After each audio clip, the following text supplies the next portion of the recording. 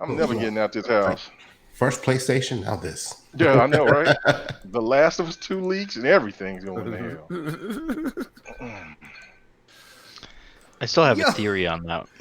Oh, I What have a is lot going of theories on, that. everybody? And welcome to the next podcast. We are live, and we got K Mega here, fear mongering, talking about giant Japanese wasps attacking the United States right now. They're invading. They're already here in the United States, bro. They're here, man. I'm looking at the New York Times report right now. It's Washington crazy, son. State or Washington D.C.? It's Washington State, I believe. All right, so they have an entire country to go through until they get to Connecticut. Where Crispy, me and you are good right now, bro. Woo! Yeah. Yo, what is going on, chat? It is great to see everybody. Guys, you know what to do. I forgot to do it, so I'm going to do it right now. I'm going to hit that thumbs up button. Go ahead and share this show out. We have a lot to talk about, a lot of great news, some confusing news, and a bunch of opinions. Because you guys know this podcast, this panel, definitely an opinionated panel. But, let's get into the introduction. So, first off, I'm going to introduce this panel member that is here for the lonely gamer out there. He said he will be your companion, Predator. I can't do it. Oh shit, I can't do it. I'm laughing too fucking hard right now. But what's going on, everybody? I hope you guys like my new companion, Mr. RDNA3. Yeah, showing up here. That's what you named him, Mr. RDNA. Oh man. Oh, Dude, man. we are off the tracks already. Yo, brother, it is good to have you on. Interesting topics. My damn drink out right now. Yeah, just you do that, and I'll just move on, okay? Go ahead, man. All right, yo, next on the list, he is a Next Podcast family member, and according to stuff he said last night, he has done numerous things with our brother Enrique's mom, Dark Optimus. Really? You gotta go there today?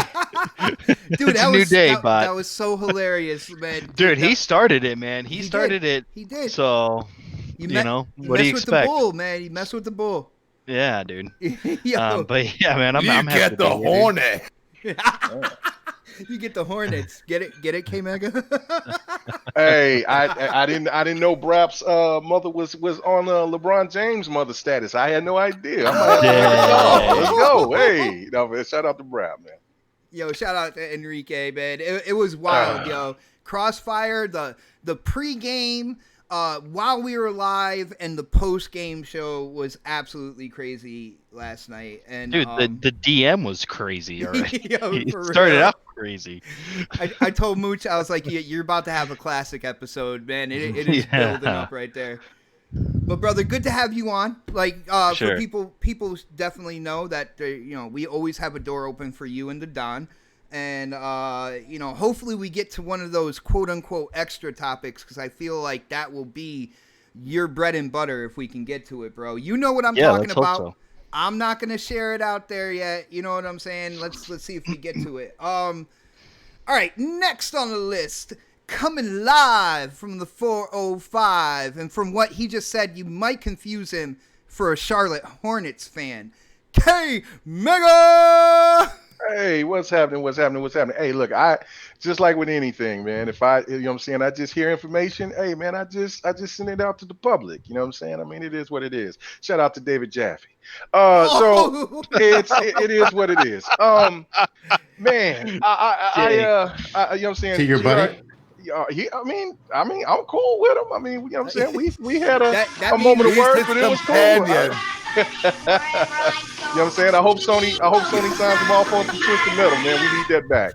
But yeah, other than that, man, you know what I'm saying? GRG was amazing last night. We had a PlayStation guy that came on, Cali Rex. Shout out to Cali Rex to come on there and had our expertise, because we went all full in talking about the whole leak situation and all that. So it was great. Hope you guys get to check it out. Matter of fact, I'm going to get it here in about 10 minutes. I'm going to upload it. So hopefully you guys got time to check it out after this show. Then go check out the GRG podcast. It'll be uploaded here in, like I said, 10 minutes. But yeah, ready to have a really great show, man.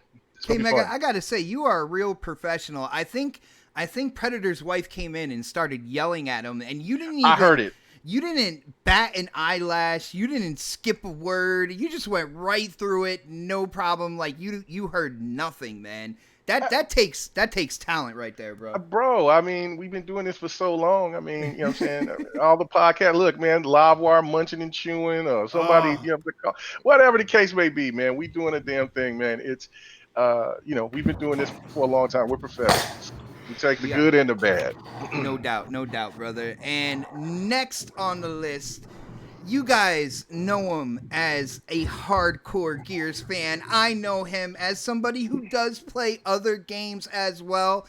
And it seems like his fan base is just building and building every week. I am talking about the man, the originator of Crispy Truth, Crispy!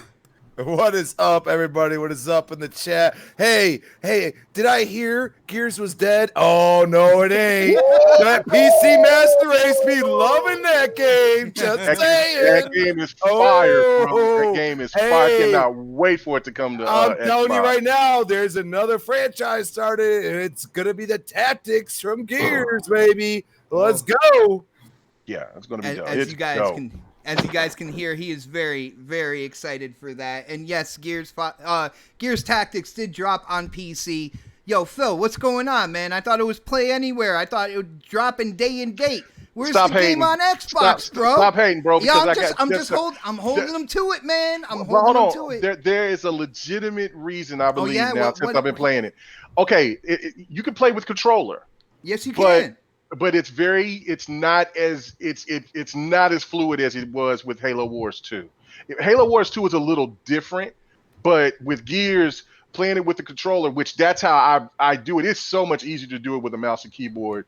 But I want to know it because once it comes, you know what supports mouse and keyboard?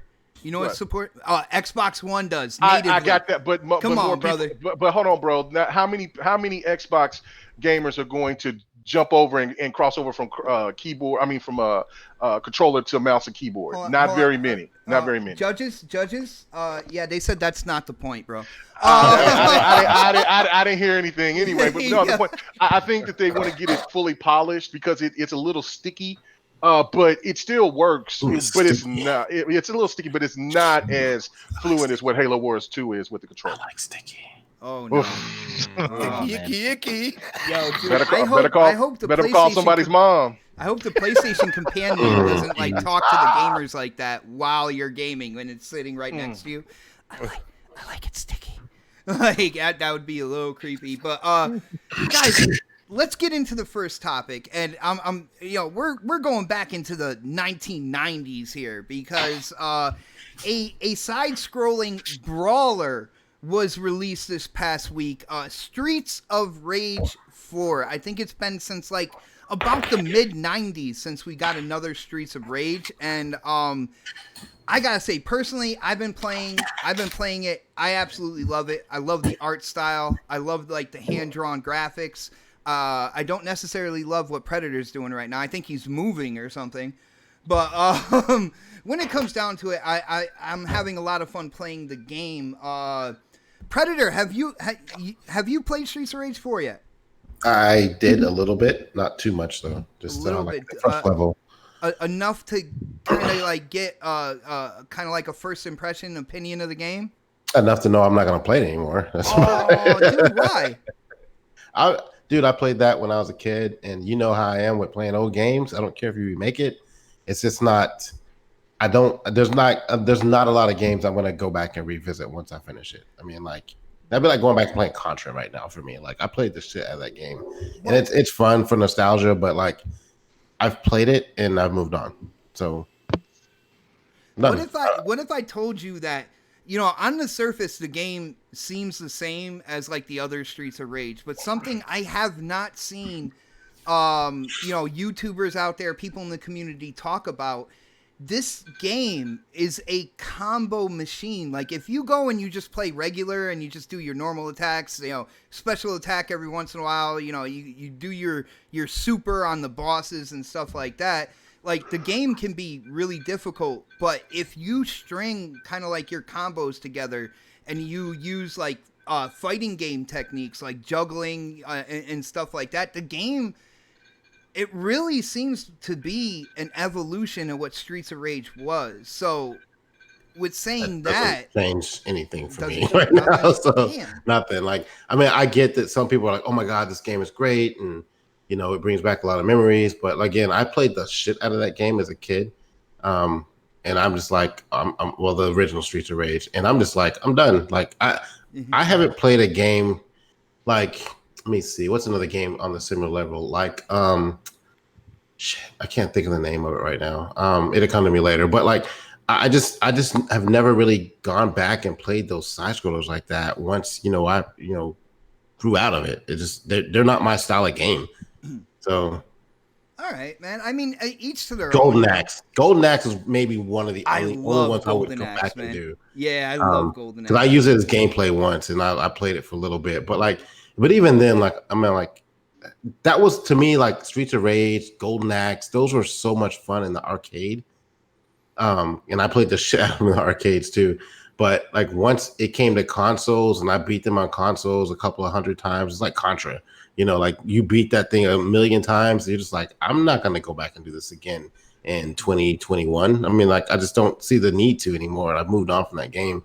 And I mean, I'm glad it's free, basically free. It's in Game Pass. Like, it's like, I don't want to say the word filler. It's something that will keep you occupied for a while. And I could probably trudge through it and finish it, but I got other shit in my backlog to play. And I mean, I'm happy that Xbox brought this to us, but it's just not my style of game to play. I mean, on a regular basis, I just can't see myself immersing this. Someone said they beat it 4 times already. I was like, why? Well, you got to beat it with every character, man. Come once is enough, like, I mean, like, I just can't see myself going back and doing that again. And then at that, like 4 times, 5 times. I mean, like, I can't. I just no. Sorry, all right, man. Well, like I said, different gamers have different opinions when it comes down to it. This game is not for you. Now, I'm going to let the chat know I am switching over to the main scene. And the reason why I'm telling you guys, this is a gameplay voting episode. So I'm going to switch it over right now. If you check in the bottom left-hand side of the screen, you will see the icon of the gameplay that you're watching. So we have K-Mega, we have Predator, we have Crispy, and of course myself. And at the end of the show, you can go over on my Twitter page and vote for who had the best gameplay. And of course, Xbox 448. I almost forgot. What's up? I have a copy of some game to give out. I forgot what game it was. Someone remind me. Star Wars Fallen Order. So I'm giving that out today too. Shoot! You guys want to, vote for Brad? That'd be a good time to. Oh, come on, man! Yo, no. Hey, that's a good tactic right there, dude. If you're doing it, if you're doing a giveaway tonight, I am not gonna make this live until you give the game away. All right. I'm gonna put it out there in a little bit. I'll wait till we get through a topic or two, and I'll drop it in the chat. All right, guys, check it out. Jedi Fallen Order, right? Jedi Fallen Order is the game? Yep. All right, so Jedi Fallen Order is being given away today from Predator. So go ahead and let the gamers out there know if they haven't gotten the game yet, they're interested in it, they have a chance to win right here tonight on next podcast. But I'm going to go to K-Mega next. And K-Mega, look at this amazing gameplay right here. This is probably one of the best races in Forza Horizon 4. Or is this yours? This is mine. See, because K-Mega did this before. Yeah, but you didn't do it during the winter. See, look at the winter gives it a whole dynamic. Oh, man. It is wintertime. Yeah, you're right. It is winter. Bro. I did it in the spring. That's right. Look at that, man. Like I said, that's okay. All right. But going on to the game at hand, Streets of Rage 4. I believe you played it as well, right? Yeah. All right, so you got to give us your thoughts. The gameplay, the art style. Is it too old school for you? Is it an evolution to the Streets of Rage that we played back in the day? What do you think, bro? No, I mean, I'm completely opposite than Brad on this one. I mean, look, I do agree to the point of, sometimes there's some games that if you want to bring them back, you know, do it right. Because there's a lot of games that makes a return and then they don't live up to the expectation. But right off the bat, I don't know. It just seemed to me right off the bat when you first get into the game and it starts off with that keyboard with and Yeah. I'm like, oh Brings you shit. right back to it, bro.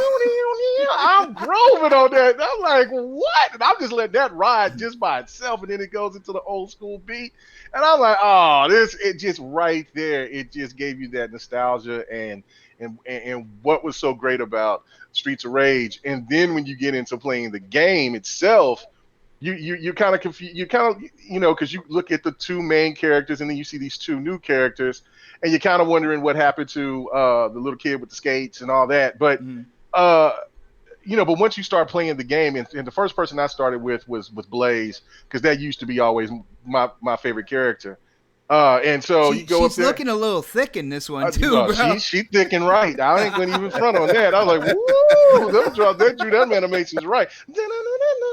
But it was but I will say but then when you get into it and you see, because we have an issue with some people out there that likes to talk about games that are not realistic, photorealistic, and games that are hand drawn and things like that.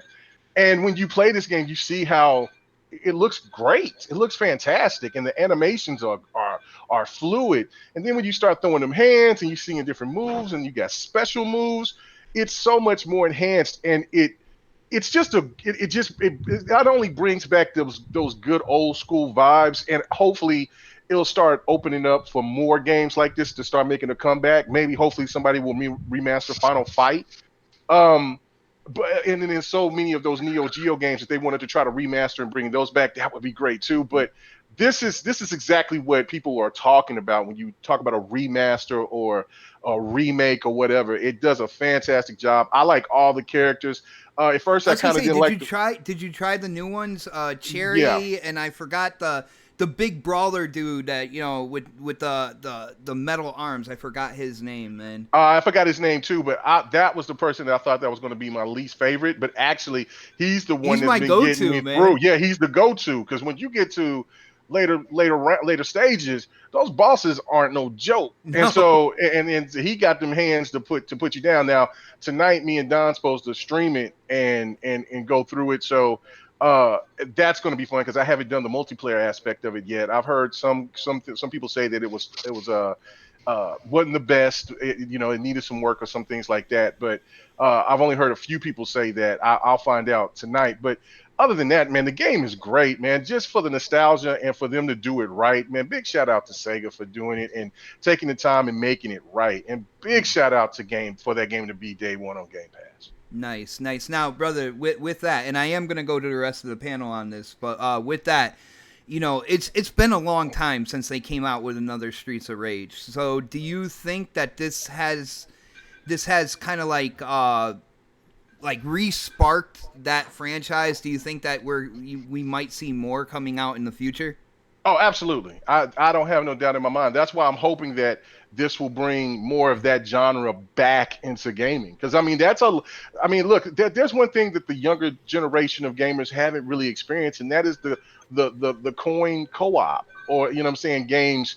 They have them now, but they're so dated and old, and they don't play as solid as though we remembered when we were playing them at the arcades or whatever. If they bring them back remastered, I think that it would spark a whole new demographic of gamers, especially if you're going to put them on services as well for people to get their hands on them and just to try them out. That's why I hope Final Fight and other games in that genre can make a comeback. Just remaster them, do it right, see what Sega's done, take the time, and let's get this ball rolling, because the more different genres of games that we have, the better for everybody. Nice. And I do have to say, when it comes to like remasters and stuff from that era, I think the developers here did the right thing. They dropped the whole 8-bit, 16-bit kind of like look to it, and they went with a hand-drawn approach with like smooth animations, stuff like that. I think that is the way to do it, at least graphically, when you're bringing a franchise up from, you know, the early to mid 90s or whatnot. You know, take that pixelation, make it kind of like an extra option, but go in with the hand-drawn and stuff like that. I think they did an incredible job graphically with this. Let's go to Crispy. Crispy, what is the deal with you and Streets of Rage 4? We started talking about this off air, but have you tried the game, bro? I have tried it. What is the extent of your trying? How long? I played through about half of the first stage, and I was so taken back to when I was a child, and how it felt for me to, you know, play Streets of Rage 2. Streets of Rage 2 is the one that, you know, like I know some people have played 3. I never played 3. Well, Streets 3 of Rage was 2 the one is with the skate kid, right? The inline skating kid. Yeah, I mean, I was think my I favorite played it character. briefly. Yeah. I He played was it dope. briefly, but Streets of Rage 2, because I played 1, was by far one of the best side scroller beat 'em ups I've ever played, and the soundtrack was the biggest part of it. And when I heard the soundtrack of Streets of Rage 4, I almost had a tear come to my eye. I'm like, my God, I haven't felt this nostalgia in forever. Like, you know, I was always like, I pushed Sega till the end. Like, the only one I didn't buy was a Dreamcast because the Saturn disappointed me. So, you know, I like Sega too, bro. you know, and that's where Sega, you know, has always had these great moments and great instrumentals that are involved, and it felt so nostalgic that I was like, I need to play it because, you know, I could go couch co-op with my girlfriend, and I think we're gonna have a blast. And so I stopped because I don't want to replay a bunch of, you know, you the entire pulled game. that card, bro. So you're making sure I can't go in on you about how much. Well, no, I'm far. just saying because You heard that, Mega? you Like, know, you pulled that card, bro. dude, You gotta leave him alone on that. dude, man. I played X-Men in the arcade, and that game was so Love great. that game. And Streets of Rage was the game that you could get on console that was equal to that you could play co-op together. And that was something that was always about, like, I could always have a friend come over, we could always boot up Streets of Rage 2. And it just like, I have to play it with somebody else. Like, I feel like it is worthy. I will say I agree with you. It does feel more fighting game-esque than the old school just hit one button. You know what I mean? Which I talking enjoy. about it. Just went there on my gameplay. Go ahead, bro. Go ahead, bro. And I happily enjoy that. And not only that, the hand-drawn, the backgrounds. If you look at the backgrounds, and keep in mind, I'm only talking about a slight bit of stage 1. The backgrounds look so good on my X1X and on my 4K TV. They look amazing. Oh, so I'm you know, probably tonight or tomorrow we're gonna go in on it, and you know, I think she's gonna enjoy it just as much as me, and I can't wait. Nice. You guys are gonna team up. She will probably pick Blaze. You know, when it comes down to Well, you know what you're gonna say? Say, babe, you need something to look at, right? Nice, yo. Blaze is the one to do it with. I'll tell you that. Oh my goodness, yo! Huge shout out to our brother Sir X-Man. Yo, Sir X-Man, I was wondering if Super Chat was working or not, and you are verifying it right now. He said, "Battletoads, who's yelling?" That is a great mix between me and Mooch right there. I absolutely love that put together like that. Yo, good job, Sir X-Man. All right, so you guys kind of touched on it. Yo, this game came out in Game Pass day and day. It was one of the things when they announced it, I was really excited for. I got to ask you guys what the impact you think this is gonna be on the game, because I was looking at this game and I was like, man, I don't know if I'm gonna like throw in the money for it before it got announced. As soon as they said it's coming day and date to Game Pass, man, I got completely hyped. So, Crispy, like, what do you think this means for a game like this? You know, there is a nostalgia kind of like feel to it. Yo, look at Yobi killing it with those member icons, brother.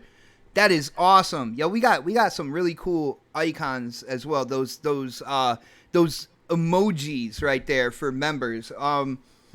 Crispy, what do you think this is gonna do going day and date into Game Pass? You know, there are Game Pass haters out there that say this is gonna choke out the sales. The developers aren't down, whatever. Yeah. What do you think this is gonna do for the game and the developers having it come out day and date on Game Pass, man?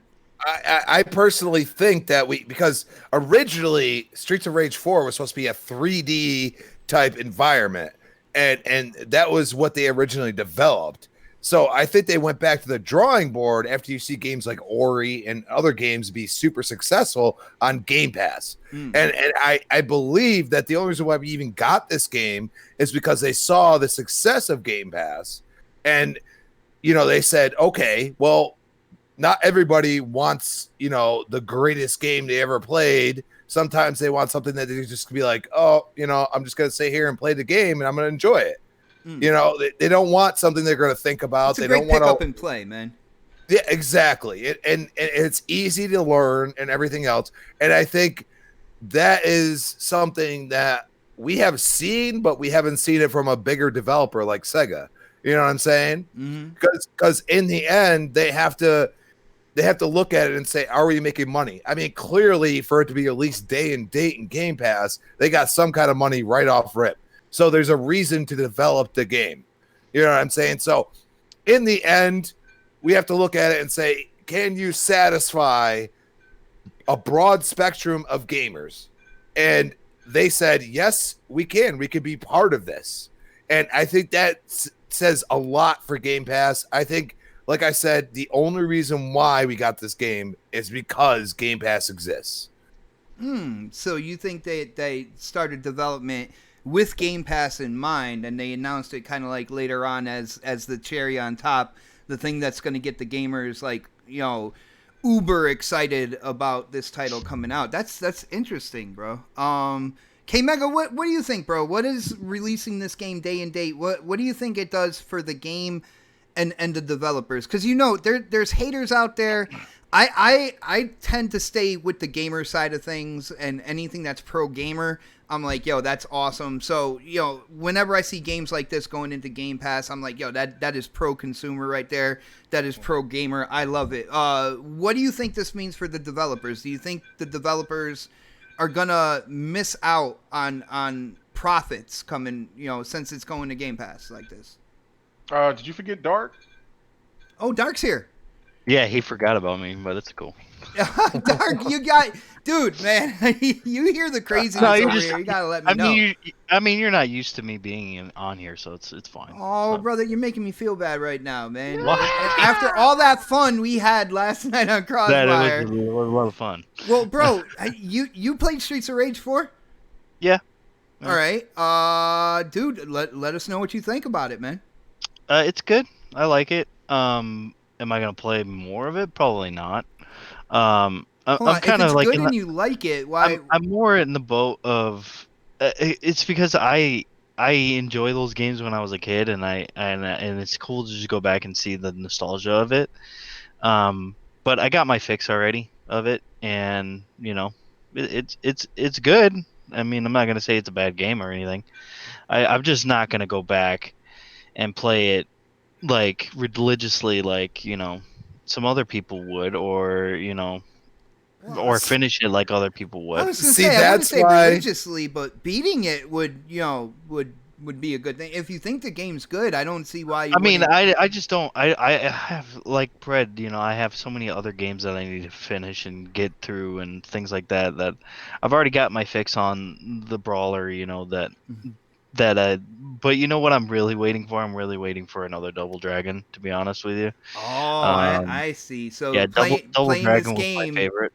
Playing this game just makes you automatically be like, man, where's my Double Dragon? Yeah, pretty much. Oh, I mean, I was more of a Double Dragon kid than I was, you know, Battletoads or Streets of Rage. You know, I liked that I even like the movie. Like I know how bad the movie is, Ooh. but I even like the movie when I was a kid. Like when I was a kid, I liked the movie, but I mean now, yeah, I watch the movie now and I'm just like, yeah, what the hell was wrong with me when I was a kid? But yeah, I mean, I think the game is really solid, gameplay and the art style is really pretty looking. I mean, it's a beautiful looking game. Mm. It's just, for me personally, I'm, more in the boat of Pred where I'm just like, going back and playing a game like that. It's just, it would be hard for me. Even if we did get a Double Dragon game, it would still probably be hard for me. But they would have to, I don't know, they would have to modernize it somehow for me to even Like be like, change up the entire aspect of the game, bring it kinda, completely yeah. up to like what we're playing now type situation. Kinda, yeah, they would probably have to do it that way. See, Give me now I'm more thinking, game. I feel like I'm kind of waiting for that couch co-op because I feel it would push me through the aspect you're talking about. You know what I'm Right, that's saying? probably what it is it's definitely a couch co-op game, like Double Dragon is the same way, like you want to play with another person. Yeah, it's And double that's dragon. It's well, not single that's the dragon. right. That's the beauty of these games. You want to be able to play with um somebody else. And I understand that for sure. Like I know K Mega and even you, Crispy, you're gonna go in and play with somebody else, but I don't really Oh, have that. I'll play co-op with you online, bro. I swear. Man, Oh yeah, damn. Oh, I hear I'm not. I'm bromance not. going on I'm here. not. Man, I mean, It, I hope the that's not. governor will relinquish a little bit of time so you guys can get out or something. I mean, I know that y'all need to stay safe, but man, you sounding in the dumps. What is going No, on, bro? it's just I I need a don't. friend. You need a buddy like my little You need avatar. a companion? I mean, My Yeah. roommate, he just doesn't play video games like I do, like so he just he usually just like either watches me play or he'll go read a book Watches something you or play with like yourself. Whoa. Yeah, We yeah. went of there, course Fred people. always has to go there. But yeah, I mean, I don't. Plus, me, I'm more of a single player type of guy, anyways. So it doesn't bother me. All right. Yo, real quick. My bad, I was right in mid vape. Yo, shout out to Sir X Man once again hitting up that super chat. Yo, K Mega, he's questioning my SSX. He says, Xbot, you don't know nothing about SSX, brother. I'll say you're better than K Mega SSX. Yo, I mean, brother, you have I no don't think idea I've what you're seen. talking I don't, about, I don't man. think I've even seen you fall once in that All, gameplay. all white babies are born with a snowboard. Like, yeah, it's just a fact of life, man. And yeah, I I kill should that get. game. That's why I won that gameplay, man. Some black folk don't be on no snowboard like that, and I was whipping it, boy. I was whipping it good, man. I was doing the damn thing. So hush your mouth. Yo, I do. Anyway. I want to give a huge shout out to Predator for the beginning of this gameplay here. Yo, this is a remarkable boss fight going on right now in Ori 2. And dude, thank you for sharing that. Yeah, like as I was putting the gameplay together, I just got stuck on watching him fight this thing. Like it was absolutely incredible. Is actually pretty hard too. It's like That not. that that was that I ran through that at least about like 15 times. Yeah, You're just seeing the end of me. See, that's and I died. that's Actually, honesty, baby. That's honesty. We like it. I died right at the end of killing him. It pissed me off so bad. All right, well let's go to K Mega, and I remember where I was before. Streets of Rage 4 comes out day and date on Game Pass. What do you think this means for the developers and for the game? Are they losing money here? Are they gaining possible fans? Like what's the positive or negative to come from this, man? There is no negative. It's all positive because the fact of it's got more exposure because of Game Pass. That's probably why they were all on board on having the game to be on Game Pass day and date. I mean that right there is crazy itself, because I mean it's just like if you listen to Pred, you listen to Otter. The thing of it is I mean, most of us that are real gamers, we have a backlog, and there are certain games that that when we just get finished with that one particular game, like Fred, let's say that he just got done with Ori, right? Like he looks in his backlog and be like, damn, I got still all this other game. So he's gonna hop on this other game. Then now you see Streets of Rage is here, and then it's $25 to buy. Well, I'll wait till I see it on sale. So then that's potentially it's going to get picked up and looked at later on, but because it's day and date, Fred took the time in. Otter took the time in to play it. Look at Crispy. He's going to get ready to go all in and play it. I'm going to keep playing it. I'm going to play it solo, and I'm going to play it with a friend or friends. It's just the thing to where you can't go wrong getting exposure. It doesn't matter if it's positive or negative. The more people get their hands on your product, the better it is for people for potential buyers. So not only the fact that it's day and date and it get the exposure, but it also is discounting. So because it's under Game Pass, so it is a win-win situation for Sega. It's a win-win for the game. And like I said, I hope that there was enough people that jumped on it and played it, that it sparked enough people to buy it and everything like that, to where they could bring back this genre. Because it's like what Otter said, he wants to see Double Dragon, hey, Final Fight. There's so many other games like this that could make a comeback. Is so much better than Final Fight. But go ahead, man. Like, I hear you, bro. But Final Fight is the absolute classic, bro. Well, you need to watch your tone with that, man. Yeah. Watch your tone. Watch your tone. Yeah, man. watch your tone, bot. Watch your tone. Watch your tone on them Final Fight. Right? Yo, Dark's just mad I forgot about him real quick, and now he's just taking it out on me, man. It's not right. But no, I mean, look, it doesn't matter which one you like.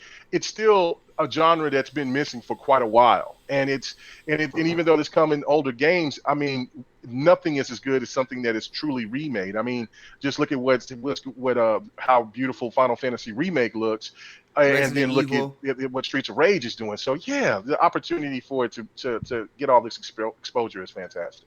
Nice. And I will say, this is one of the few games, you guys know, I was really hyped for Sonic Mania to the point where I got the limited edition Sonic Mania with kind of like the Genesis with Sonic standing on top of it. I still have not opened that thing. It is still sealed, factory sealed, everything like that. I want the Streets of Rage limited edition because I believe it has the soundtrack.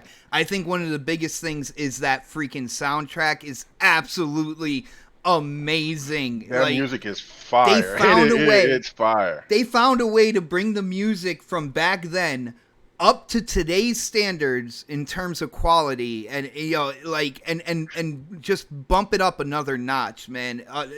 Dude, it's awesome. Absolutely awesome. That's one thing I want to say too, is that when you compare music from the games of now and the music from the games from the 90s, I don't think that there's really been a comparison. The games in the 90s had some outstanding music. There are some games that has like you look at The Witcher or Ori, other games out there that has some good music. I think Journey had some good music as well. But like 90s, that was kind of got you into these games. Like you go back to Wipeout, they almost had to kind of have to, right? I mean, right. The music was so much better. So for them to bring that 90s flavor, but then put a little bit of the new style into it, man, it was great. It was great. Yeah, no doubt, brother. And let me hit up that super chat one more time. Sir X-Man says SSX challenge accepted.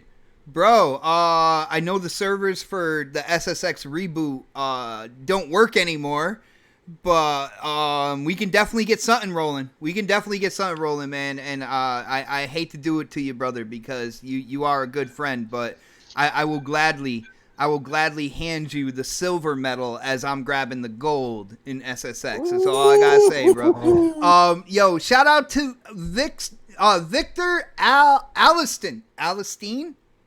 I'm sorry if I got your name wrong, man. My bad. I will just call you Victor. Shout out to Victor for hitting up that super chat. It's positive for us, but there is a chance that potential buyers using Game Pass might result in lower revenues, but it could also gain from exposure.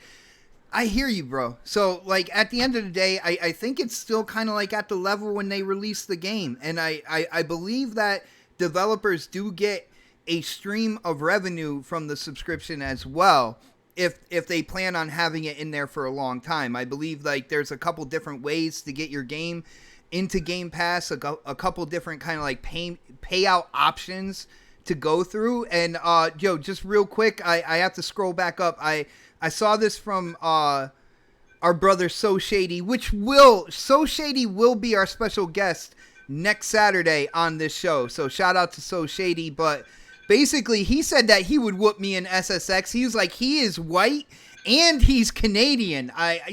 Bro, I can't argue with that right there, brother. Like, you got that Canadian background. But yeah, all in all, guys, if you have Game Pass, you haven't tried out this game, definitely try it out. Even if you've never played Streets of Rage in the past, if you're a newer gamer or that was a game that you kind of skipped over back in the day, it's definitely worth a quick download. Try it out. I think the combo system is more complex than people are giving it credit for, and you can truly dominate in that game when you learn like what moves will bounce your enemy off the ground and how to keep them in the air and stuff like that. I think this game will cater to a lot of people out there, so definitely try it out. But on that note, let's move on to the big news in the week. And the big news is May 7th. May 7th, Inside Xbox, going live 11 a.m. Eastern, which is the Lord's time. We will be live on this channel for a live reaction as well. But Xbox is showing games being played on the Series X. Now, this is one of two kind of like rumored shows that are going to be coming down the pipeline. So May 7th, they're going to deal with their partners, multiplats, games being played on the Series X is what they're going for here. So let me start with Predator again. Yo, Predator, what did you think when you heard the news, and what do you think about this move here where the first show is going to be third party? It's going to be multiplats being shown on the Series X, cuz then, down the line, June, July or so, I think that's when we're getting our first party show. What do you think about this move? Why did they do it this way? Is this a smart move? And are you hyped, bro? I'm definitely hyped. We kind of talked about this last week too, when we were talking about them having two shows. We're usually ahead of the curve, brother. yeah. And I kind of, if you listen to any of the leaks and stuff like that, you kind of heard that it was going to get announced this week. I actually thought it was going to be Tuesday. Or when did Assassin's Creed drop their little drawing thing? Was that Tuesday or Wednesday?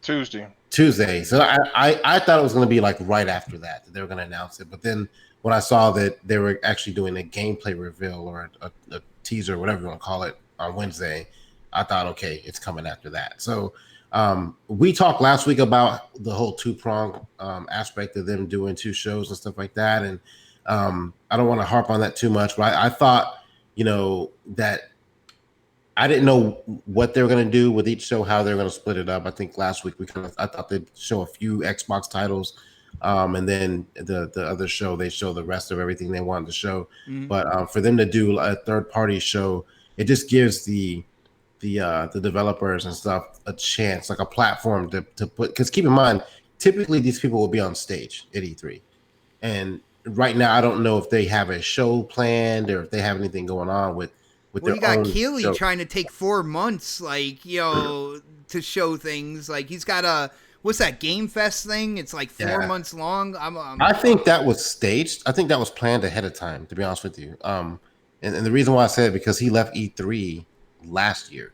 Like, that was he came out earlier and said, I won't be doing E3 this year. I think it's because he had something else in mind, another show in mind to do. And for whatever reason, he decided to not do E3. I don't know, but I think he had something planned to replace that show. And I think this is it. Or it's evolved into what this summer thing is. Mm-hmm. So if we'll get into Keeley later. We'll just talk about the Xbox show for now. So for them doing two shows, I think the way they're doing it is actually pretty good. It gives the other people an opportunity to put something out there on stage and to showcase it on the most powerful hardware out there. So I don't have a problem with it. I would like to see something sprinkled in, this Xbox centric, like this something first party in this show, just to kind of get us ready for the next show. I expect at least a date for the next show to come out in this show, but we're not really getting into expectations right now. But I'm glad they're doing something. I'm happy that it's coming. I'm looking forward to seeing what's going to show from the Xbox and the third party people that have partnered with Xbox. But we all know that at some point in time that day, there's going to be some Sony information that's going to get dropped too. People are saying that on Twitter. Like they started yesterday with that. Like, yeah, I started that. Like soon as I saw the show on the 7th, that means we'll get some PlayStation news on the 7th too. I mean, that's just typical Sony. They want to steal the limelight, and even with that, and I know this is a topic, and I don't want to get too deep into it, but even with that little. I forgot what website that was, a PlayStation website. It's like, I'm not going to say it because it's a topic. I'm not going to say the website. We'll get into that later. But I mean, like, just let them have their moment. Like, if you wanted to do something, you had plenty of opportunities to post something or talk about your console. Why try to steal the limelight from Microsoft? But they're used to doing that. That's what they always do. I got you, brother. Got you. Yo, shout out to HTK. Who is in the chat. What is up, brother? Good to see you. I highly respect that gamer. Yo, shout out to my brother Squeamish as well. Yo, the chat is on fire. Yo, it is good to see everybody in here talking games and whatnot. That's what these shows are all about. Let's go to Dark, so this way I don't forget him again. Yeah, but seriously, Dark. They announced the show. It's going to be third party. What do you think about this move where they're going to do the third party first, running on the Series X? So we're actually going to see what the Series X can do with multiplats. And the thing about multiplats is multiplats are literally everywhere. So what do you think about this move here to do the third party first and then the next show down the line first party? Do you think it was a good idea? What do you think about this show coming up, bro? Yeah, I think they really want to. I think what they're trying to do is You drinking, bro? No. Now, like he was going into Bresson mode, about to start crying. Like, Lord have mercy. I had to burp, and I kind of pushed the mic away. But I think the whole reason why they're doing this is because I think that they really want to showcase what the Xbox Series X can do, with their third party games. So they're trying to, they're probably going to show us gameplay of Assassin's Creed Valhalla.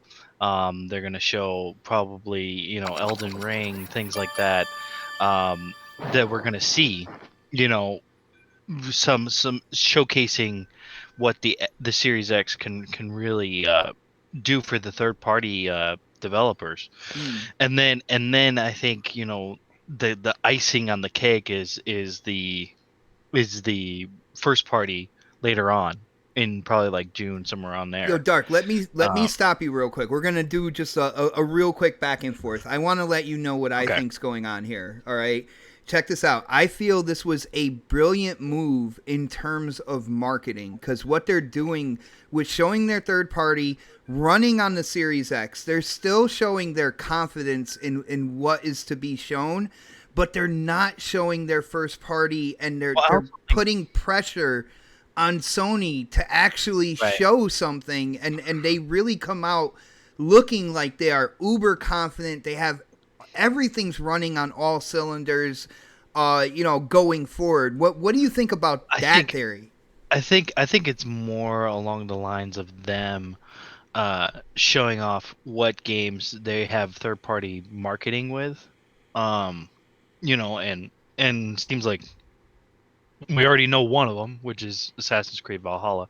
I know you say it's Dude, you a. keep repeating that name, man.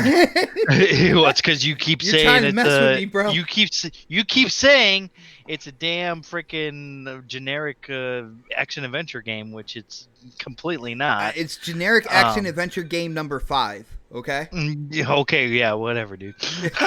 that's what it is. It's got so much more to it than I think you even realize. I mean, I don't even know what the last Assassin's Creed you played, because if you didn't play I played last one I Odyssey played or was Origins, Odyssey, and I played Origins. Come on, keep going, bro. but did you how far did you get though? As far as I could muster, as far as I could stand. How about that?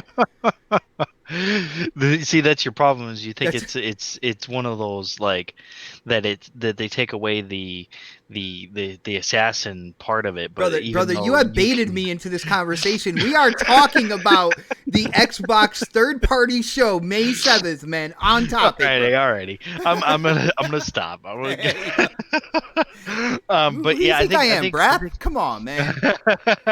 I think we'll see a lot of third party games.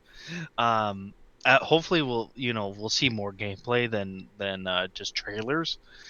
They're saying games being run on the Series X, so I Yeah, would think gameplay. They better show gameplay. I don't. I'm gonna be. I'm gonna kind of say maybe they'll probably show some even games that are a little bit older on the Series X, running on the Series X, like the games that we got this year. Oh, I could, showcase kind of like smart delivery, like yo, right, oh, dude, I yeah, love things it, like that. love it. I could see probably Cyberpunk being shown too. It's third Maybe, party. maybe even Final Fantasy VII, being thrown out there. Um, it's gonna be interesting. I'm excited for Thursday. I think Thursday is gonna be a big showcase for Microsoft and Xbox, and I think Xbox has got a lot of backing to it with what they're doing right now. You know, they're showcasing their third party, and then probably maybe June, maybe July. We'll I'm hoping see. June, but from what I'm hearing, July Yeah. is going to be the next show. Right. We'll see first party, and which is smart, because the the you kind of don't want to show your first party first, because then, you know, people will be like, oh, well, how, every game's going to look like that. When it comes to third party, we know that third party doesn't really utilize the console to its full potential like first party does. So I think it's really smart for them to kind of show off their third party first, and then go in and show their first party. Yeah, well, And which I'm hoping with Pred, because Pred said that he's hoping to see a something first party on Thursday, and I think we might actually see something probably at the end, probably like a little teaser saying, wait until June or July to see more on this game. and then they flash the word FABLE on the screen and cut the stream. And then they flash RDNA 3. Yeah.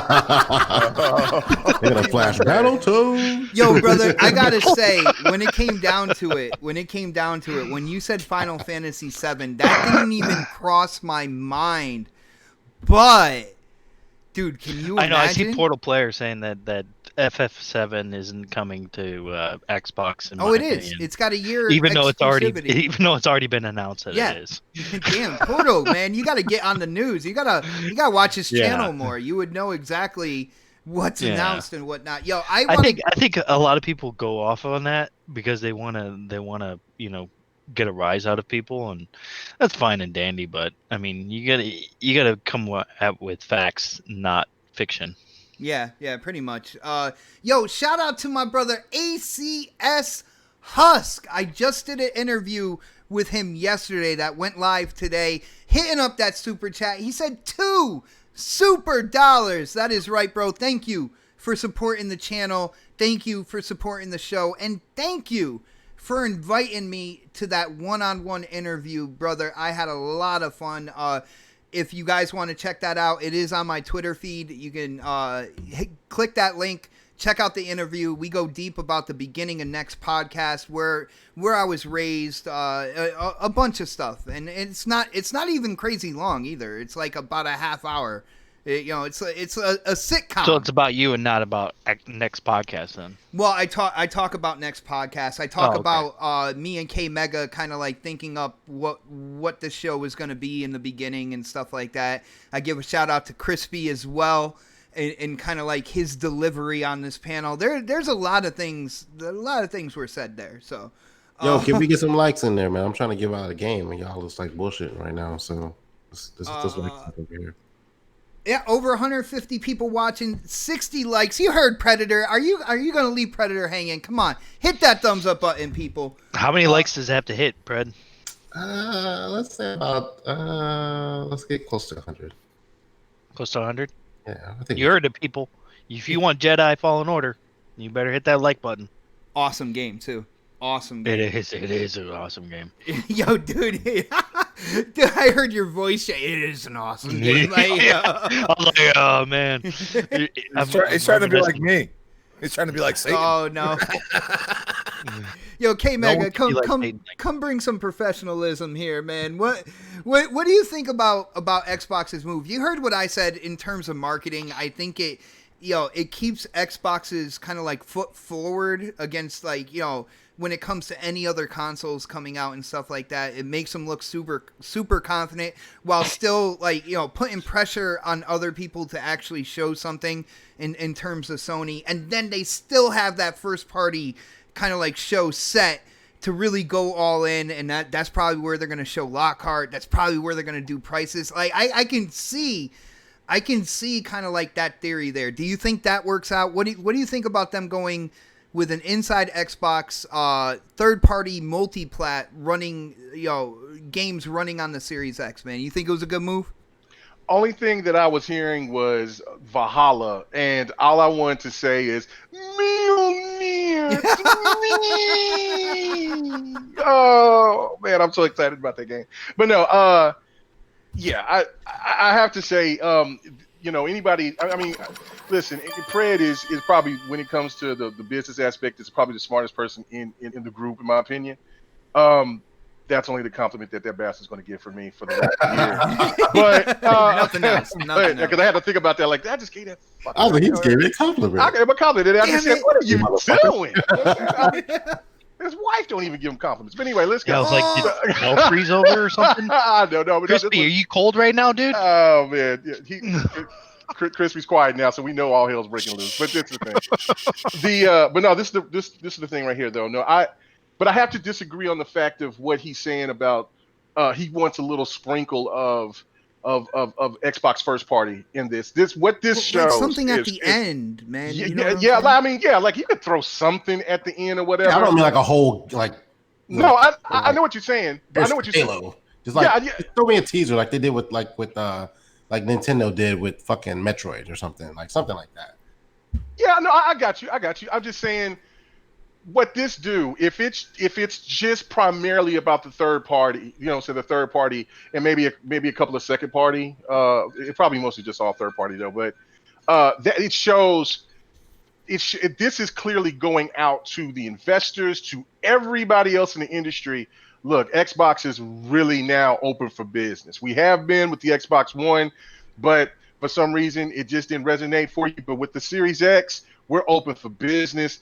We want to host your games on our platform, as it will look and be the best looking games out there. And so the more games that they got slated to come out that will be third party for they'll have third party rights for Xbox.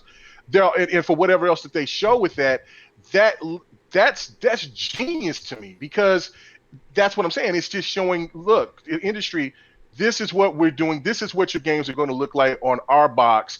There's nothing that the possibilities are endless with this thing. So come on down. Also, we got Game Pass. Also, you know what I'm saying, games can be put on PC. You got the collaboration, cross-play. You know what I'm saying? There's no setbacks or anything. Check us out. This is what we're doing. That's great. And then blow everybody's mind with the second show, which is pretty much that E3 esque show that they're going to deliver, where it's just nothing but first party. Because if they do sprinkle in, if they sprinkle in some first party games in there, then it could lead to one or two things where they'll be talking a lot more about tech talk and stuff like that at the next show, or that they'll have so much that they like, look, we just got to pour a little bit into this show so we can show you that, hey, look, we are really jam packed. Either way, it's really a good look for Microsoft to have two shows, because while the competition haven't even showed anything yet. So I do think the PlayStation will probably maybe pop back something finally after this show, maybe a day or two, sometime during the same week, with something that they have. But if they don't post anything after Xbox will show what these games look like, then I mean, I don't know what the excuse could be for PlayStation fans out there, because normally you're just letting Xbox just dominate the airwaves, because that's all they'll talk about all week long. So I think it's really a good look. Nice. Yo, shout out to our brother Portal Player in the chat. He says, what is the chance of Lockhart revealed in this show? And I would say very, very slim. Yo, shout out to Xbox too. Randall Thor, Jez Gordon, they said it on their past show, and I absolutely agree with them.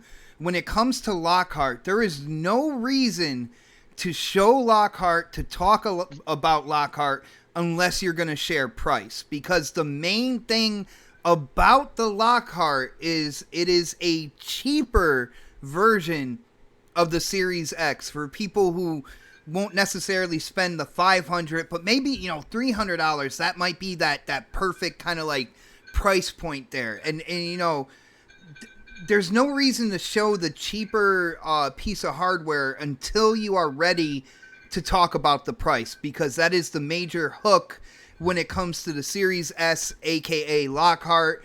I am in total agreement with them. Shout out to Xbox too. They do an amazing job over there. All right, let's go to Crispy. Xbox decides they're going to do two shows. One coming May 7th. We're doing a live reaction here. It's 11 a.m. on a Thursday. But they're going to do third party with the first show running on Series X, and then first party down the line in about June or July or so. What do you think? Was that a good move in your opinion? Let us know what you think, bro. The fact is this is a great move, because Phil has always said it's about the devs, how they're going to build their particular platform on the Series X. And I feel we're going to get some surprises from third party, not necessarily first party. And I think maybe at the end we're going to get a little first party tidbit, like just hey, you could see us next month on this game. But I think they're going to push the third party. I mean, Xbox has a great platform for multiplats, so you could sit here and tell me otherwise. I played on both, and one has great multiplayer aspects and the other doesn't. And to top it off, you have the most powerful console. You know what the console looks like. You know what it's capable of. You have seen everything you could possibly see as a dev.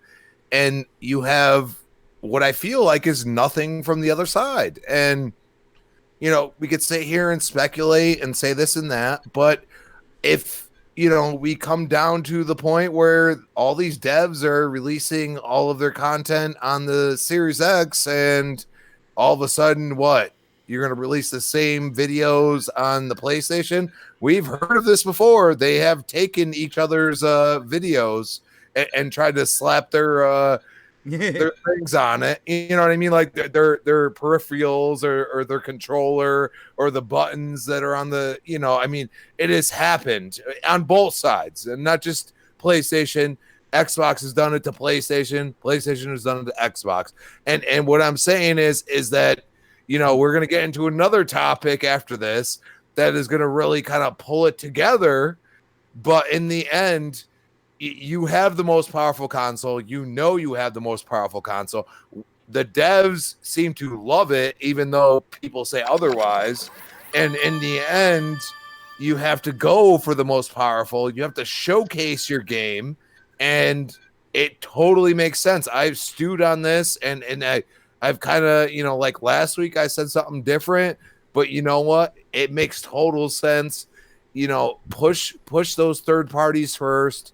You want those multiplats to sell on your console. That is the highest revenue you're going to get, or highest selling point you're going to get to people, and push it hard and show people what this box is capable of.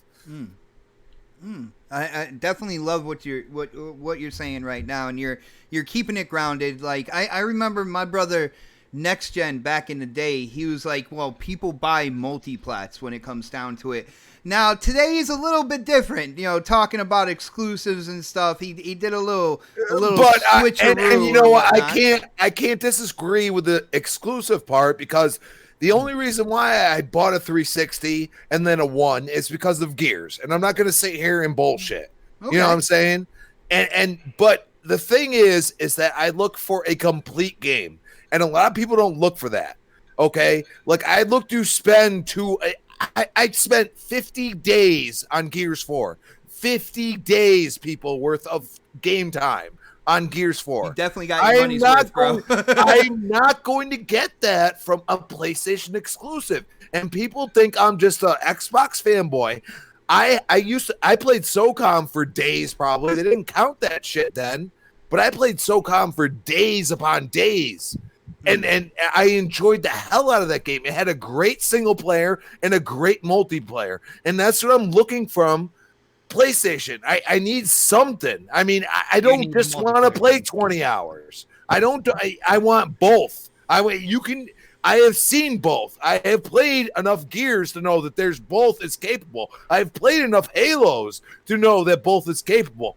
Don't give me that ish. You can do it. You have the studios. You have everybody else. Let's see it. I want to see it now. All right. Well, just real quick, Crispy, I'm just going to say this one thing, and then I got to hit the super chat real quick. There are a couple games on the PlayStation side, when you look at like Uncharted, The Last of Us, that do have a multiplayer element, but they don't really kind of like market it. They don't really put that out there, and it's not a key anchor to their first party development. So I'm there with you, man. I think one of the things that me and you will always agree on is our idea of a full game, which is single player, multiplayer co-op campaign, and then multiplayer competitive or whatnot. That to me, so what you're is saying a full game. is that a full game is has to have all those elements, and something like Final Fantasy VII is not a full game, or something like Trial but you can't say that, because Final Fantasy VII Online literally took one of my friends from me for like a good year. Okay, so I'm not. What I'm saying is that, you know, that's not my type of game, and I understand that it's there. Okay, but you know, they completely remade that game. And people that enjoy that single player, I get it completely. I do. I really do. But in the end, does it provide everything that you experienced before? And even my friend is like, let me wait for it to come on Xbox and see what happens with the online. Because I've literally turned PlayStation gamers into Xbox fans just by playing the games in front of them. Just by them seeing how easy it is to join a party and to talk to people. I understand the whole fact of being a multiplayer gamer, you know, and more of a multiplayer gamer. I don't agree with the fact that it's a full game because it has multiplayer with it. I think a lot of games are full games without just having multiplayer. Okay. So I will say this, all right? And the only reason why it pisses me off is that, you know, all these Metacritics and this and that, most of the good companies have split the multiplayer and single player when it comes to a game that actually does both. okay, or actually advertises at the least. And then all of a sudden, the single player is more important. Did we have Well, God of War multiplayer? Well, that's the thing. I think games get more longevity with multiplayer, but I don't think Yeah. that it makes them a complete And see, game that's just that's because the they thing have that multiplayer in it. Dark. That's the thing that I was saying. I'm not saying that a strictly single player game is not the full game. Like just in my opinion, when it comes down to it, if I have just a single player game in my hand, and then I have a game that has single player, then it has co-op campaign, then it has a multiplayer element like competitive or something like that. I'm trying to get the most for my money.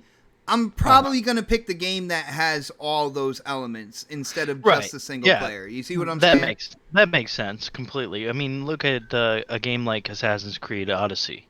You could get Again you with could that probably Assassin's get Creed, man. you could probably get like 50 days out of it if you really wanted to, because I mean that game is so huge. There's so much to explore in that game. It's So freaking huge, man. it really is. It's freaking It's huge. massive. Yeah, I put 400 plus hours into that game. It That just sounds about and right. to, you know what I'm saying, and that was just to beat that in a couple of the DLCs. I still have some of the other DLCs to finish Yeah. on that game. But it also but see, this is the one thing that single player. And Amy Henny brought this up. Even Mark Cerny brought this up. The single player, and this is what the whole generation behind the media and Metacritic and all this other stuff. They when there were I mean, Phil said what he said. There's people from EA that said what he said about the age of single player is dying. And so everybody is that loves single player games has been on this pushback, especially the media, to like every single player game that's out there. If you look at compared to a multiplayer game, they have the only, and I think that might have been a mistake, was Overwatch beating a single player game. Yeah. But these single player games has been He like said a just pushed into. mistake. I said to them because there was I called it that year that Overwatch was going to win because it was so popular. But again, Great they've been game. pushing. It was fun, yeah. But the thing of it is that they push these story-driven games because they want people to understand that they're just as important as any other genre. And now we're looking at this effect of this pushback from single-player only fans that feels that multiplayer is insignificant. Which, when you look at, but when the industry themselves will tell you, multiplayer games is the one to generate the money, not so much Right. as the single-player game. So implementing both, that's why Halo Gears is so they're the class of themselves because they can implement both They have a perfectly. total Well, package. that's Yeah. the thing. They have the I ultimate think a, total package. I think a game with multiplayer is a complete game too. But I think a game that only has multiplayer is not a complete game. In my opinion, I don't think that's I disagree with that because I look, don't think that's a complete game unless it's no, like that's unless it's like Fortnite or PUBG or something like that. Then that's a complete game because you can that's different. But I think a game like Battlefront, the first one, like that was He just not a grumbled complete at game. you, dude. well, yeah, You know, like because look, you look at a game like you got Bleeding Edge. You know what I'm saying? There will be people that will tell you that that's probably not a complete game. But I then you would look, say it's a well, complete game. okay, That's for but let me make this point to you. The people said the same thing about Sea of Thieves. And look at Sea of Thieves now. The one thing about multiplayer games that single player games really can't do, if unless they add DLC, is they can expand over time. Look at what Call of Duty is. Call of Duty is generating more money than any game out there right now, except for maybe League of Legends or something like that. Mhm. But Call of Duty, what is Call of Duty? It's the free to play game. Well, in Fortnite, those games right there, they can't. Man, Fortnite was a shell of itself compared to what it is now. They got people doing concerts and shit now. So it's like, you know what I'm saying. So you telling me that a multiplayer game ain't generating that money? I don't see I don't see Travis Scott in God of War's game. You know what I'm saying? I don't see Travis Scott in The Last of Us, in Well, the I first one. even think a It's lot of games that are just single player these games alone generate. aren't a full complete game though. That's the thing. Like I think No, because people stay. there's some games out there like let's take Order 1886. That's not a complete game to me. Extinction, Because you which know we why? bought. You didn't Because think that was a complete game? Well, What? I'll give you an example real quick. Order Hellblade- 1886. The Hellblade- reason why Hellblade is a I don't game- think the reason why I don't think the Order 1886 is a complete game is because it's really short, and they when it came out, it costed you $60, and you only got like 4 or 5 hours out of it. That's not a complete game. Well, I played it on the hardest level, and I got about 10 hours on it. But it is short. But it also but in Resident Evil 2 and 3 like 5-6 hours short, and they added only. Well, actually, I think Resident Evil 2 was a little bit longer. Okay. Because it had two The different. Resident it had Evil two 2 different. was pretty long. Yeah, Resident Evil Okay, 2 was a okay. lot longer, but Resident Evil 3, I'll agree with you on that. Resident Evil 3 was not worth the $60. Well, in they my went opinion. graphic fidelity, in my opinion. I think that's Yeah, what they they did. You know, So, 'cause but it looks amazing. well, the only point that I'm It's trying a to make, good because I game. did get into a long, but Yo, what I Cali wanted to say- Rex, think it's what worth is up, brother? Yo, even, guys. But no, I just want to say this before you do this. I just want to say this one point.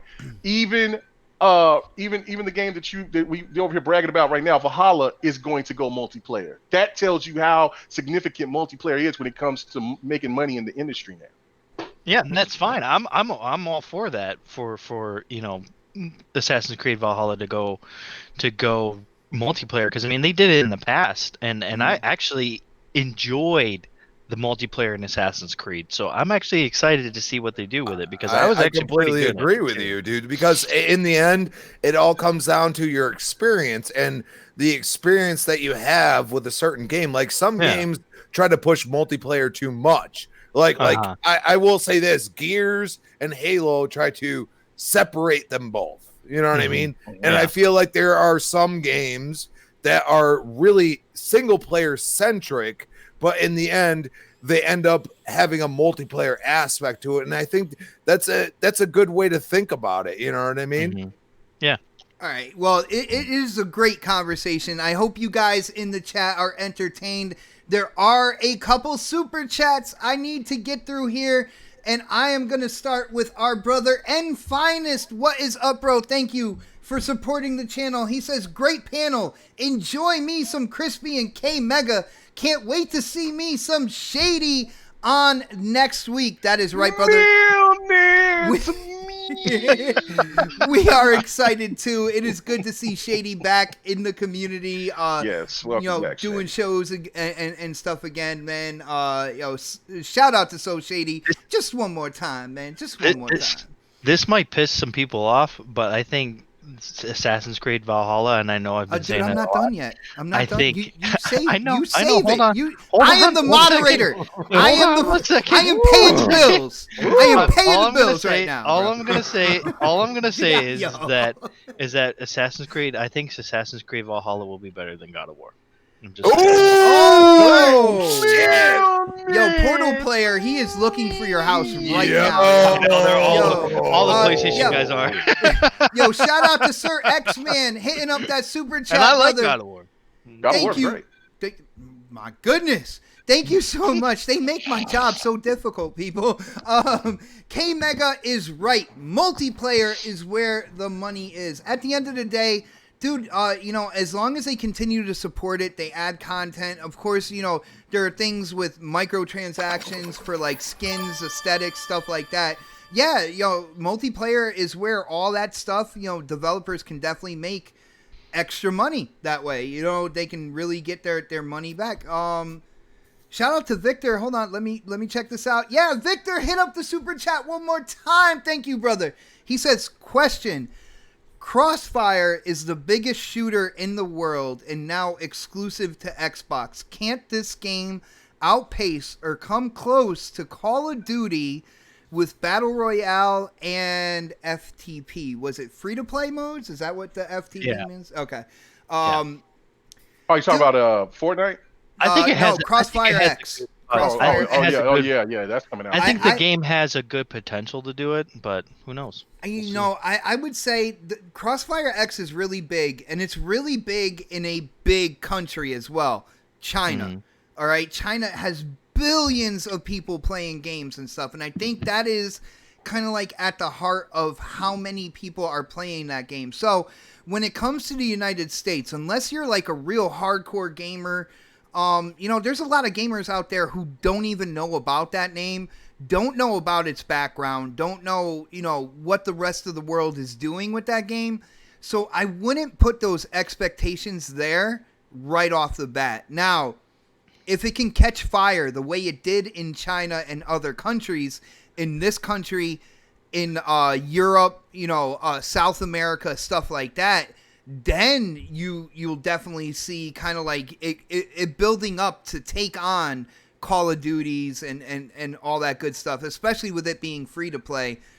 It's gonna be interesting. I don't know. Yo, K Mega, rest of the panel, what do you guys think about Crossfire X possibly taking on like Call of Duty, those types of games that have those massive numbers of gamers playing them? Will it be exclusive, or will it be like one of those year exclusive things? I believe That's what so far it's console exclusive. It could be timed. I don't know, man. So yeah, if it's not timed, I mean, yeah, it could definitely have I mean, look, Call of Duty is in its own space. I mean, I've sit there and made a fool out of myself by saying Call of Duty was on its last leg after Infinite, and then they reinvented themselves, did their own little PUBG thing and all of that, and now look what they're doing with Warzone. They went back to the modern, and now look at Warzone. So I will never doubt Call of Duty ever again in my entire life. The thing of it is that what will be that next shooter that will catch the gaming community, especially on consoles. And I mean, look, I don't know too much about Crossfire. I know it's a PC game, but listen, anything is possible. I mean, nobody at the time when I was told to buy Fortnite, and then everybody talked trash about it. Everybody thought that game was dead on arrival. They went free to play, and now look at where they are. So I mean, any of these games that could be coming out in the future that nobody sees on the radar could be as big as whatever, and Crossfire could be one of those games. But I can't doubt the greatness of what Call of Duty has done. They've done a spectacular job of maintaining themselves, and now they reinvented themselves, and they're making more money than they've ever done. It's All right, crazy. What game is this that you're playing on here? This is Deliver Us the Moon. Yeah, cool. It is in Game Pass. You could just download it. I think you would really like this game. It's more on the puzzle side of things, but I think the story and what you're trying to do in the game might actually catch you, bro. Nice.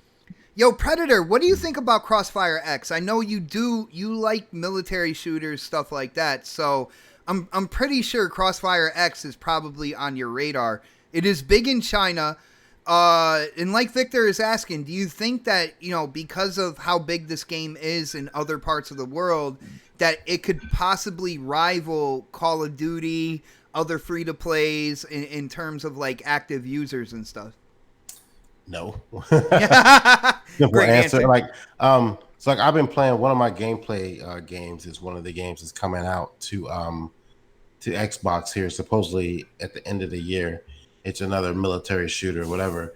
But I thought that was Crossfire X, actually. No, that wasn't Crossfire. I forgot the name of the game, to be honest with you. I have to go back and look. But that's coming. And I'm like, I love my shooters, but COD is king. And it's like, I mean, it is. Like, it's called what it is. And everything else plays second fiddle to that game. So when it comes to military shooters, even though like we will say, oh, this game sucks this year or whatever, but it still sells crazy. Like, look at the last 10 years of COD. It's always in the top 10 for the year. I mean, like, it's always there. Dude, it's like those 13 and 14-year-olds. They don't grow up, and every year they just, it's all 13, 14-year-olds again and again and again. It's like an annual rite of passage to pick up Call of Duty. Yeah, right? Oh, my goodness. And the thing is, like, and even if the game isn't good, people are still going to play it because they think that they're going to miss out on something. So, like, COD ain't going nowhere. So you put that in a different category. Just like, GTA is never going to go anywhere. It pops in and out of the top 5 every month or so, and you think it's like everyone's bought this game, but it's still here. Dude, my grandmother's got 3 copies. Like, I don't know why. I mean, but take COD out the equation, and you look at number 2. Like, would it rival? I'm saying in terms of military shooters, let's put it that way. Like, would it rival Battlefield? Probably not. Even though it's not a yearly franchise, I don't.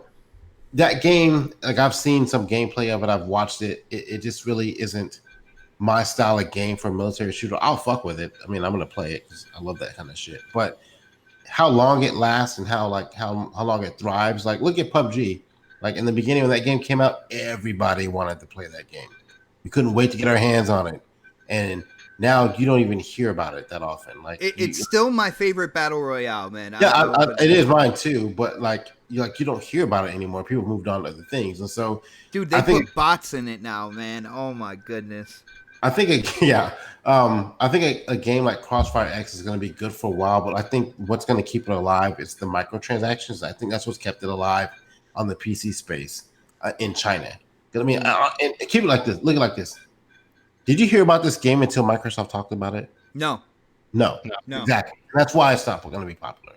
Like, I think Microsoft saw an opportunity to make a game, put a game on their platform that was really popular in another space, that they want to drag that I guess those gamers over to the Xbox platform that don't want to play on keyboard or mouse. And will it be okay? I mean, it'll probably be in freaking Game Pass, but how long we play that game, I think it's a free-to-play game, if I'm not mistaken, but it will be.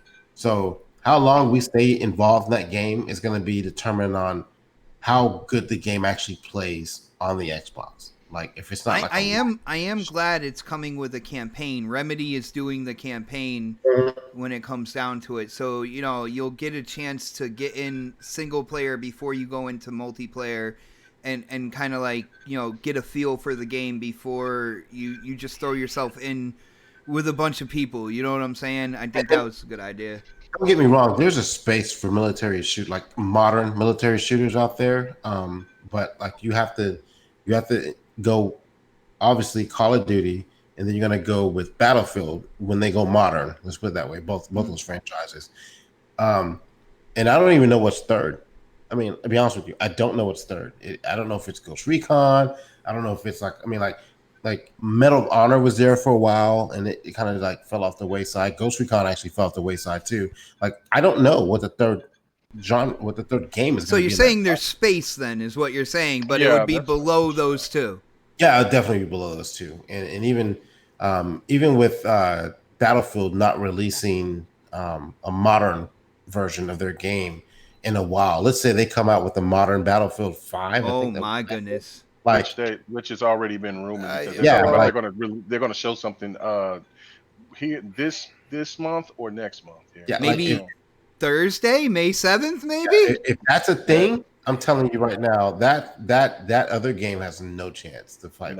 Oh, damn. Yeah, because everybody's looking to get back into Battlefield 4 style, and now you're going to bring a modern Battlefield that's even better than Battlefield 4. Like, bro, that's I think they're going more PC thoughts, right? Because the Crossfire X is more towards the CS:GO route. Where CS:GO actually has a huge player base on PC. Yeah. So I almost think that they're trying to help them get into the Western market through, like, thinking about PC more than necessarily the actual Xbox.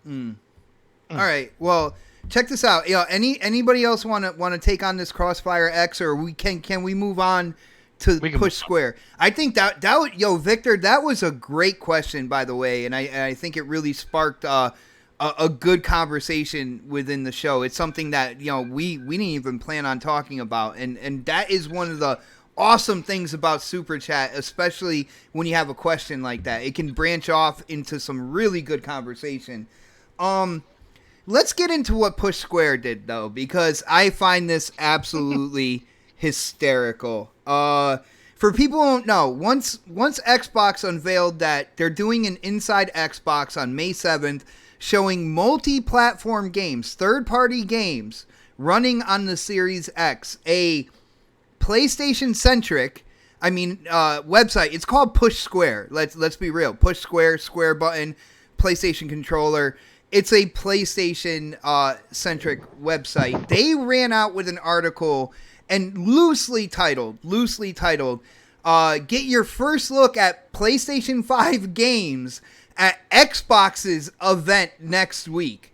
And, of course, they're talking multi-plat games. Now, I've seen people on Twitter cheering this and talking about this is just, great marketing and stuff. And the funny thing is, I don't think it's great marketing. First off, I don't think Sony had anything to do with this. I think when it comes down to it, Sony and PlayStation themselves might have cringed when they saw this title. And this is my thoughts on this real quick, and then we're going to get to the panel.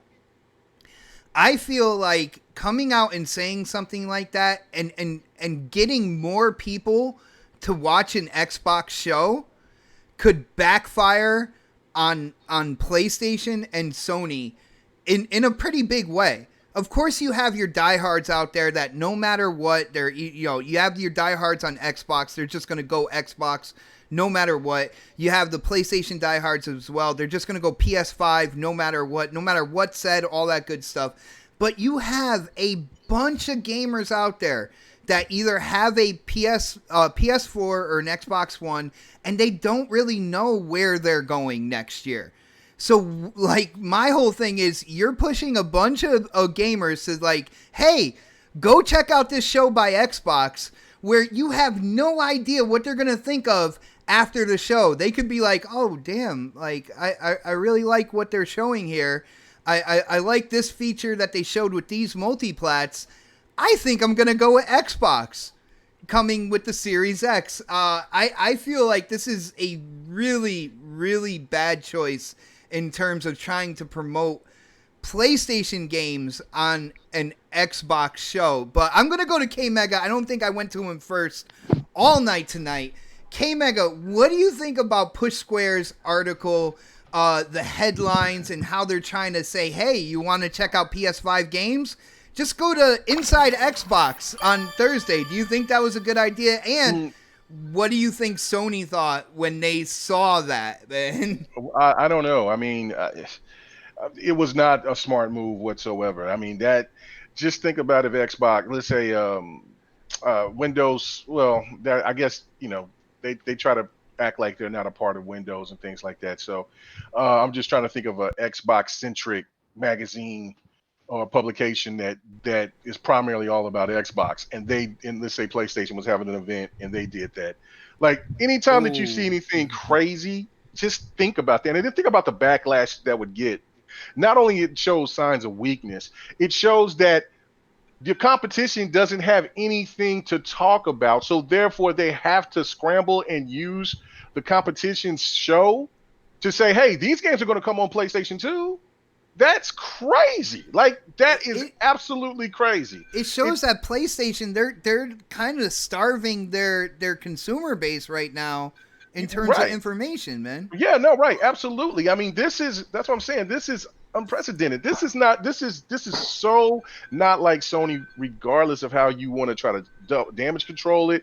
It is not like them to be so silent. I mean, they've showed Quantum Error, and then they showed what was it, Predator? The Predator game got lit up. I think what they give it a 3 out of 10 or something like that. I don't know. It's crazy, but I don't know. Meta who? Meta who? No, this wasn't Meta. This was somebody I was looking at a review, and I said, "What?" It wasn't Metacritic score. It was because they do numbers. This was they do not a 1 through 10. They do 1 through 100. But this was somebody that gave a review and they gave it a 3 out of 10. I'm like, damn, that's crazy. And I don't see anybody defending it or standing up for it, which is ridiculous, because if you're a gamer that enjoyed that game and was touting it, then you would still tout it.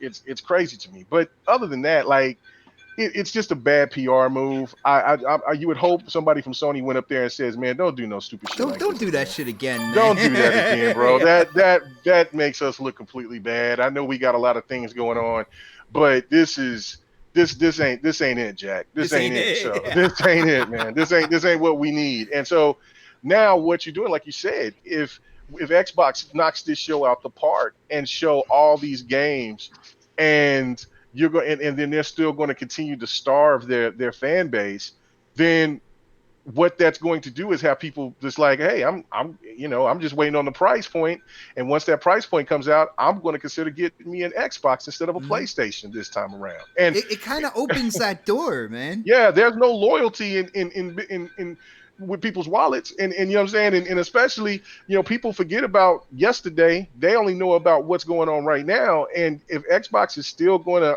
like I said earlier, going to hold everybody, the mind share pretty much for everybody's thought process of what they're doing, and PlayStation doesn't say nothing or do anything, but then between this next show on the 7th to when Xbox do their other one, it's a wrap.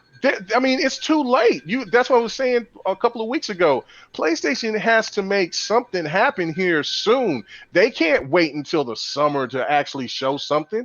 They can't go to September to show something. That's asinine. So they have to to clean that mess up. But whatever PlayStation Push Square did, that was embarrassing. That was embarrassing. The person that did that should have been hey, thank you. Here's your check. You're out of here. Yo, for real, yo. I do want to say shout out to ACS Husk one more time, hitting up that super chat. He said 2 more super doll hairs for the solid audio. Guys, I was talking to him behind the scenes, and I let him know.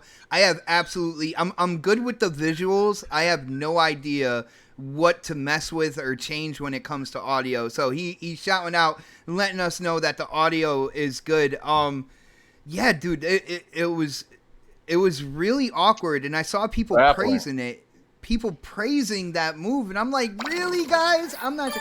At the end of the day, the extremists are going to stay extreme. They're going to buy their preferred piece of plastic no matter what. You know what I'm saying? But you leave that pull open in the middle for people to consider, like, hey, maybe I should go over there. Oh, they got that backwards compatibility going all the way back to the OG Xbox. Stuff like that, like you don't open that door. You know what I'm saying? Shout out to Sovereign Cogito. Yo, hitting up that super chat. Thank you for the support, brother. He says, PSU are helping the PlayStation base to watch the May 7th event, or Push Square. All right, Push Square, helping the PlayStation base to watch the May 7th event, and only to hear the third-party devs ring out these marvelous words. Played and looks best on the most powerful console. Yo, Cogito, bro, you savage. You are savage for that, bro. I mean, he's right. Juggler, huh? I mean, that's look, that's it, right there. That's it. Like, and then let's look at this point too. They say that on stage, then they get in Xbox shows their games. You know what I'm saying? And then let's just say that the Lockhart stuff is real and all that, which we kind of already said that it is.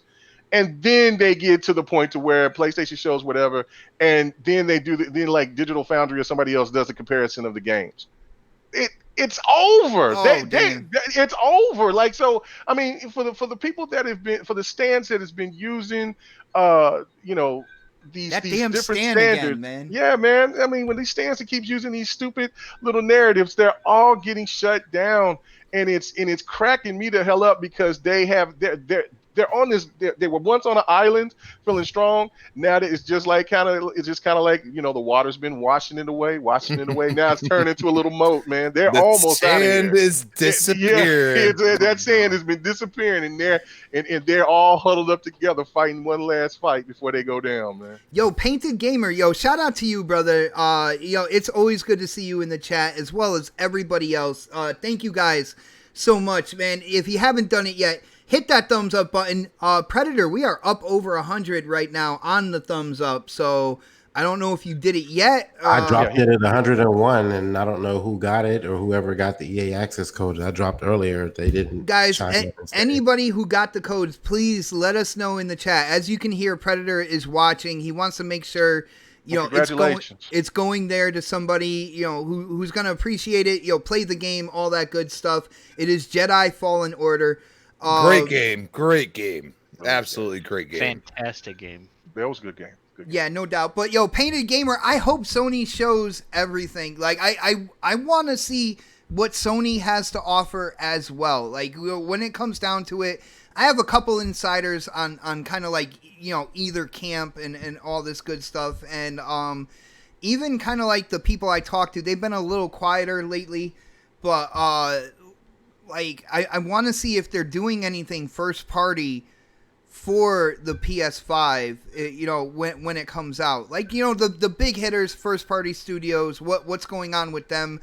From what I'm hearing, they might rely on those second party deals. You got third parties making exclusive games. That's from what I'm hearing, that's where they're going to hang their hat for the launch of the system. But we got to know, man. And that's all I'm saying. Like, PlayStation's got to show something. But what Push Square did, I'm not sure if that's good for the PlayStation division of Sony. So I'm gonna go to Crispy real quick. Crispy, what do you think about this Push Square article? They're trying to promote these multiplats, you know, as PS5 games, but they're directing people to go check out an Inside Xbox show. Do you think that's a good idea, brother? Hell no. It ain't a good idea. I'm just saying, dude, in the end, you're going to see the best possible you could possibly see. And then if you're looking on the right screen, and that's what I go and say, like a lot of people, dude, we're all, you know, distancing from each other and this and that. Like, this is not, you know, I remember, you know, watching Spike and seeing the best possible I could see. Now you got to go to certain aspects. So if you go to Mixer, and hopefully they figure it out after the last one, you know what I mean? And they figure out how to do it right. And you gotta keep in mind that all these people are distanced from each other. This is not, you know, in one room. You know what I'm saying? This is not, you know, them using all the assets in one room. This is using all the assets throughout the whole internet. You know what I mean? So you have to understand that, like, what I saw on certain games on my TV compared to what people were saying are two totally different things. And if you can watch on your 4K TV, 4K, that has a decent hertz, at least 60 hertz, okay, and you can watch what they are presenting to you on that, I think you will be amazed. And you know, like Assassin's Creed being 60 frames per second, you know, being 4K, all these, dude. Oh man, my God, like 60, dude. All these Assassin's Creeds have not been 60 frames per second. They've not been solid 60, dude. Bro. So, Bro, dude. Hellblade looks insane on my TV. That's why I lost my mind. I said, this can't be real. And that's what I'm saying. I said, like, you got to be killing me. If you can't watch it, I said, you're killing me with this. This has got to be fake. But on what real. It's like, intended damn. for. I bought my girl a 4K TV for $300. Her son played PlayStation 4, just regular PlayStation 4, on that 4K TV and was amazed. Then we got him an Xbox One X. And then after one day of playing on it, changed his he life. said, I need an Xbox. I should have been an Xbox gamer. And this is after 5 years of playing on PlayStation 4. Okay?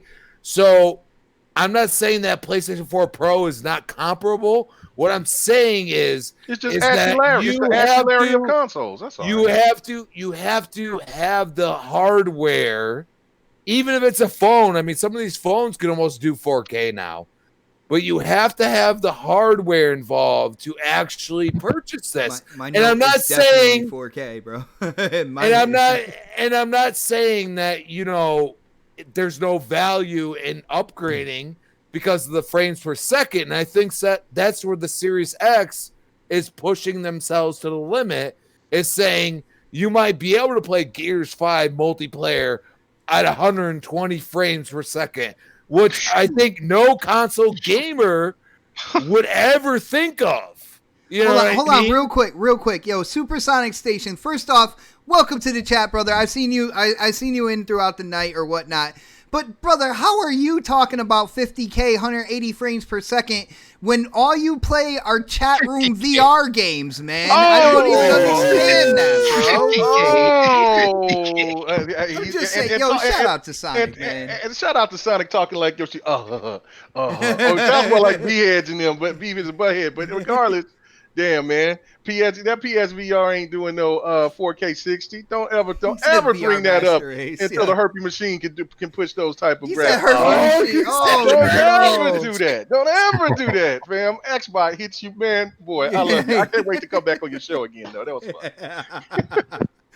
All right, yo, Pred, what do you think about this, man? I know, like, you get into, first off, you're a gamer, we all know that, but you like to get into the information around it. So Push Square is trying to tell PlayStation fans to go check out Inside Xbox because they're doing a multi-plat show, and they're like, yo, check out PS5 games there first. Like, what do you think about this move, man? Do you think that was a smart idea right there? Wait. First of all, I gave out 2 codes. I have no idea who got them. So if you got the code, just say you got let it. a brother know, man. They left the show and started to download their games, right? Yeah. Disrespectful. I know, that's really fire, good. Like that's gonna make me not give out stuff this way again. This is gonna Just make wait me till the end of the show. Yeah, just randomly pick somebody in the chat and do it that way. But as far as the Push Square thing, like thanks for the marketing for the show, right? I guess. Like, I mean, that's the best way to say it. Hold on, my fucking mic just went out. There we go. So like, I mean, thanks for the marketing for the show. I mean, like, people are gonna tune in anyway because it's news, but you just now basically brought your entire PlayStation fan base over to watch things running on a better console. So that you don't have right now, that you don't like. Here's a really fucked up part of it. There's been no news other than Mark Cerny's speech, and the controller. The controller and a logo. The controller looks hot, though. I'm not gonna. Yeah, lie. I'm not the controller looks hot. The controller looks good. Yeah. But if you're a PlayStation guy, like, because it looks like an Xbox controller, of course it's hot. No. If you're honest PlayStation not guy, like this, Mega. If you're not head up your ass. I'm not giving no remorse. I'm not giving no remorse. Like, if you're a PlayStation guy, at some point in time, you have to start asking questions like, why the fuck have we not seen this thing yet? Like, at some point, you have to kind of like start asking questions, like, because you know what? As an Xbox gamer, we did it when Xbox was delivering. Like, we went like pitchforks and fucking fire. Like what the fuck, Phil Spencer? Why the fuck is this console with a Kinect and costing more? Why are we not getting these AAA games? Why are we not getting this? Like, we went to them. We gave them the business, and we're getting rewarded for that after fucking 10 years. I don't say that too loud. Crap's gonna try to take all the credit, man. Yeah, come on.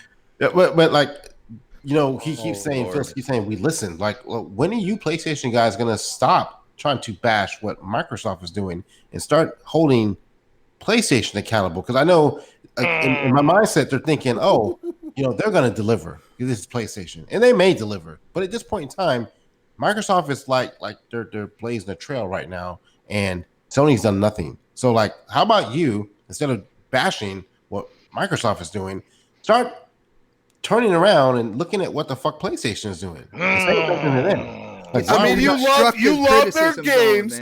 You love those games. Get them to get their shit together, because I don't see it. I've played on so many consoles I couldn't even name them all. And I'm telling you. Hey man, you know what, Crispy and everybody on the panel and everybody that's listening, I wonder, because they got this thing called the corporate slave rewards. I wonder how that's going to change up, because the only thing I've been seeing is those people that's been on all of this talking about Xbox fans has been damage control, and they've been doing this and all this stuff, and I have not seen so much damage control from so many people, from every little bad situation that comes up for PlayStation. coming in just 2020. I mean, it happened even last year, and they refuse to talk about it and to want to bring a true discussion about it amongst their fans. I think that maybe maybe somebody else needs to redo those corporate slave rewards, because those guys are absolutely holding the mantle right now. They are holding it I down. think They're doing a fantastic And job, and really, they're not even getting paid by Sony. I So I think mean, that golly, whole corporate slave reward thing is so Mhm. stupid. I think it is so very dumb. stupid. It's very well, stupid. here's what's really Stupid fucked to up me, about man. all of it, though, It's right? very Sorry, stupid. but I've No, never seen it. it's very dumb. I'm just over here just giving a hard time, but it's crazy to me how these people will try to go after fans that are excited about the products that they like the most, and then now the roles are reversed, and yet at least like Fred said, like people there's been everybody on this panel that's gone after Xbox for something that they didn't like. I have not heard that on PlayStation Dude, I've channels been whatsoever. speaking up about the controllers lately. So, Like the new it's controllers, crazy. man. They for some rhyme or reason, I've seen a lot of people on Twitter. The Xbox One controllers are getting a lot of drift in the sticks, buttons not working, stuff like that. Yeah, Like we dude, will. call it out, man. That's Yeah, what you got to we hold them do. accountable. Otherwise, they're gonna give you garbage, man. Complacent. Yeah, and like I forgot what I was about to say because y'all cut me off right in the middle of my speech. Yeah, here. that was K Mega right there, bro. But okay, here's the other thing. Like, fuck, what was I about to say? Y'all fucking Black goddamn on it. black crime. Sorry, sorry. Okay, Yeah. so one thing I've not heard from the Sony camp, right, is like nothing positive about the show. You know what I'm saying? Like what Xbox is doing so far going into this next generation. Not once have I heard someone say, yo, Xbox is killing it right now, right? Like they refuse to say that. It's always something negative about anything Xbox does. It's always something fucking They're negative. like, well, no, I've heard stuff like, well, their marketing's pretty good right now, but we still haven't seen any games. And I'm like, Oh well, yeah, even like fucking Albert, whatever the fuck his name is, in the chat. He's like, well, where's the AAA excuses? Well, you don't have to have a AAA game to have fun with your console. It's true. Like you don't have to have a AAA banger. Dude, this is where the argument comes from AAA. Like, what is really AAA? Is it budget? Is it the actual game experience? it's budget, scope, What and is marketing, it? yo. I think Budget, I scope, think and I marketing. think well I think for personal reasons, for personal for personal things, I think anything can be AAA to a person, to somebody that enjoys the game and thinks Thank that you. Oh, hold on, real quick, know. Christopher. You haven't heard anything positive from PlayStation from me. You just heard me say how their new controller is hot, yo. Like I said, looks great. It, It looks looks nasty, great. yo. Like how can you say that, yo? And shout out to Sovereign Cognito hitting up that super chat one more time. He's absolutely right. Absolutely. Yo, K right. Mega, can you read that? I hate the P word, bro. That's why I got stands. I'm sorry, bro. Okay. You know what I'm saying? I call them Who's stands. Stan? Yeah. Stands don't speak out. They break their they break their PS4s. That's You know what? You know Listen. what? I have met plenty of people that will be ignorant to Xbox, and Right. it's not in this chat. It's not in this panel. But what I'm saying is, there's some people that will be like, "Oh, Xbox is doing great all the time," and I disagree with you because until about a year and a half ago, it was absolute bullshit. And the only thing that kept me going was the fact that Phil was the head. He had a seat at the table, at the round table, and I knew the guy was a gamer. And you know what? That kept me going. It's almost like my Chiefs winning the Super Bowl this year. Dude, I have been a Chiefs fan forever. I always stayed loyal. And you know what? Gears kept me there, but in the end, I want to see more from them. And I think this year we're going to see a lot from them, even though we have all this shit going on the back end. Trust And and I believe think this. that's a huge thing, is that you see Microsoft continuing to use their assets, not just, Xbox in general, but using Microsoft and everything else. And they're using their assets to say, we are prepared, even though we really weren't prepared for this. We are still prepared because we have everybody in a cohesive unit. and we are here, and we are going to show you stuff, and I think that's why we're going to see third party first, because they see that Microsoft can run these things. They don't have people hacking in and sending leaks and everything else. Oh, damn, And if it wasn't don't do it like internal, that, bro. if it wasn't internal, there's a problem. You should have came on last night, man, because bots trying to avoid that. So I'm just saying, dude. I was all into it. I want to. I have talk never that had. I've never had my credit card number stolen. My insiders. I've never had anything. My insiders definitely stated to me that. But just because you haven't had it developer. happen to you doesn't mean it doesn't happen to everybody else, dude. Right. So, but no, check. I'm not disagreeing with you on that. But hold on. Let me make this point. And I'm being as real as I possibly can. I will be the first one to come out if Xbox drops the ball on this show where they have all the opportunities available. I'm sitting here and some people expected more from 2019. I thought 2018 was a fantastic showing. People still tried to downplay it, stuff like this. 2019, and I've said this. I said, look, I was excited for some of the games that they showed, but it didn't hit that. Me and Pred and everybody else, we talked about that. Like, I still was excited for the show, but it wasn't as hype as 2018. This show, what if Xbox dropped the ball and do like a 2019, I'm going to be all on their ass, because then what you've done is you made a fool for everybody, that you made a fool out of all of us by giving us all these expectations, and you did not, and you gave us nothing but, let's say, a Fable year anniversary part 2 or something like that. Let's say that's all they give us. Then you know what I'm saying. Then that would, and then Halo looks no better than Halo 5. Then that's a problem. But if you out here as a PlayStation fan, and all PlayStation can offer you is a NAC 3, Gran Turismo, and Street Fighter 6, and y'all going to praise that as being the dominant console for going into the next generation, then you are frauding the public. You are lying to yourselves.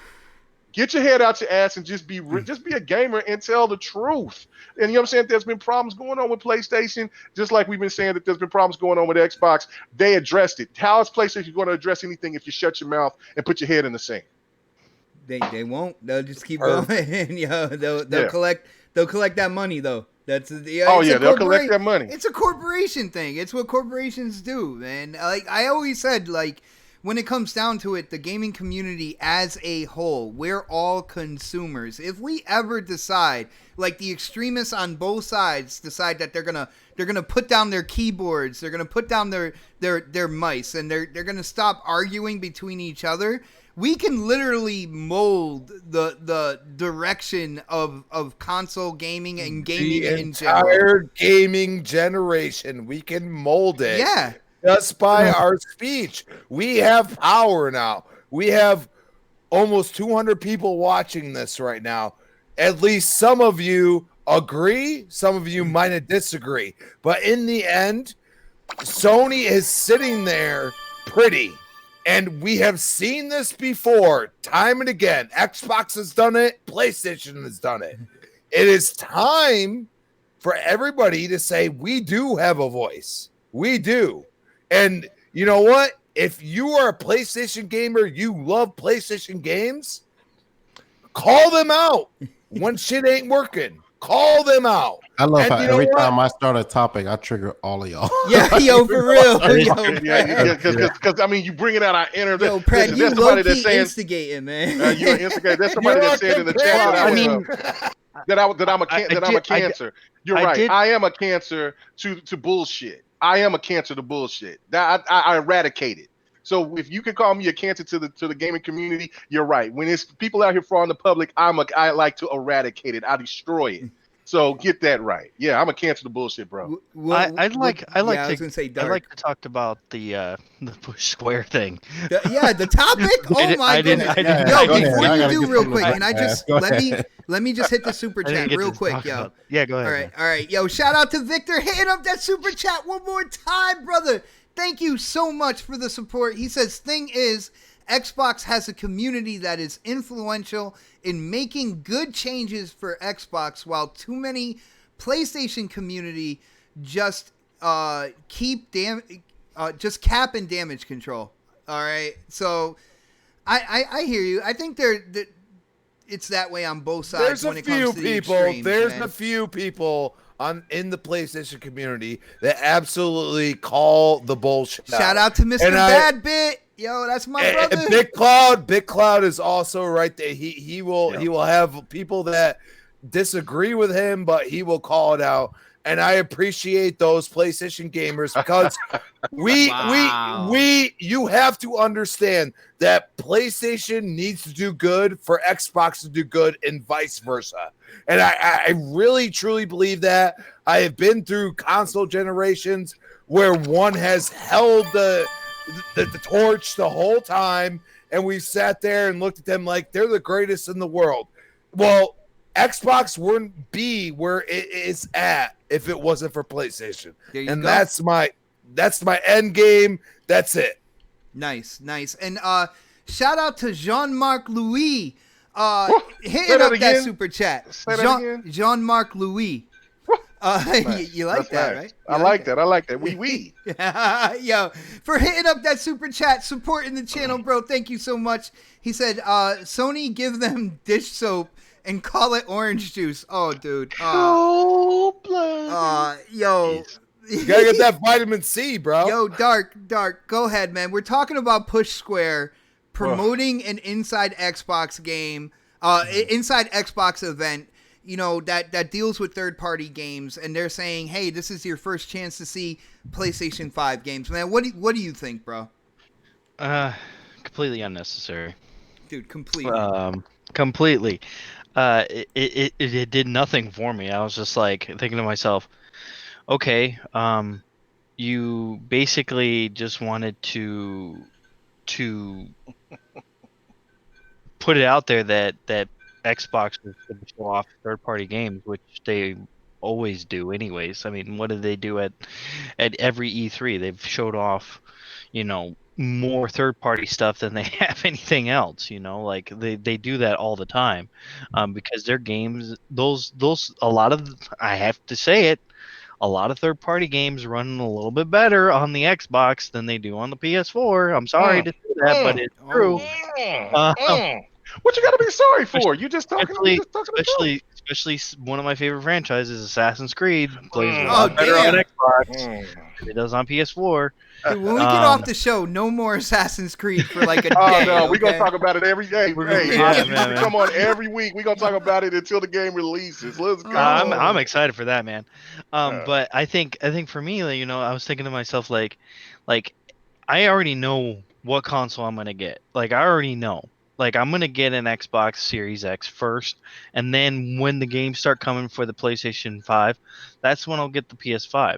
Because a lot of times I'll play my PS5, or my PS4. I'll use that for the exclusives. I don't use it for the multiplats. I usually use my Xbox. So why would you be waiting? For what do you think is gonna happen with the launch that you feel like the Series X? I don't think they're gonna have any games. Oh. I mean, it sounds like to me, because I mean, from things that I've heard and things that I've seen and things that I've come on, brother, Demon Souls remake. Come on, man. I think Demon Souls remake. I know a lot of people are thinking that's what the game is, but I think there's some other theory that it's not that game. Dark knows something, guys. He knows something. He's not sharing.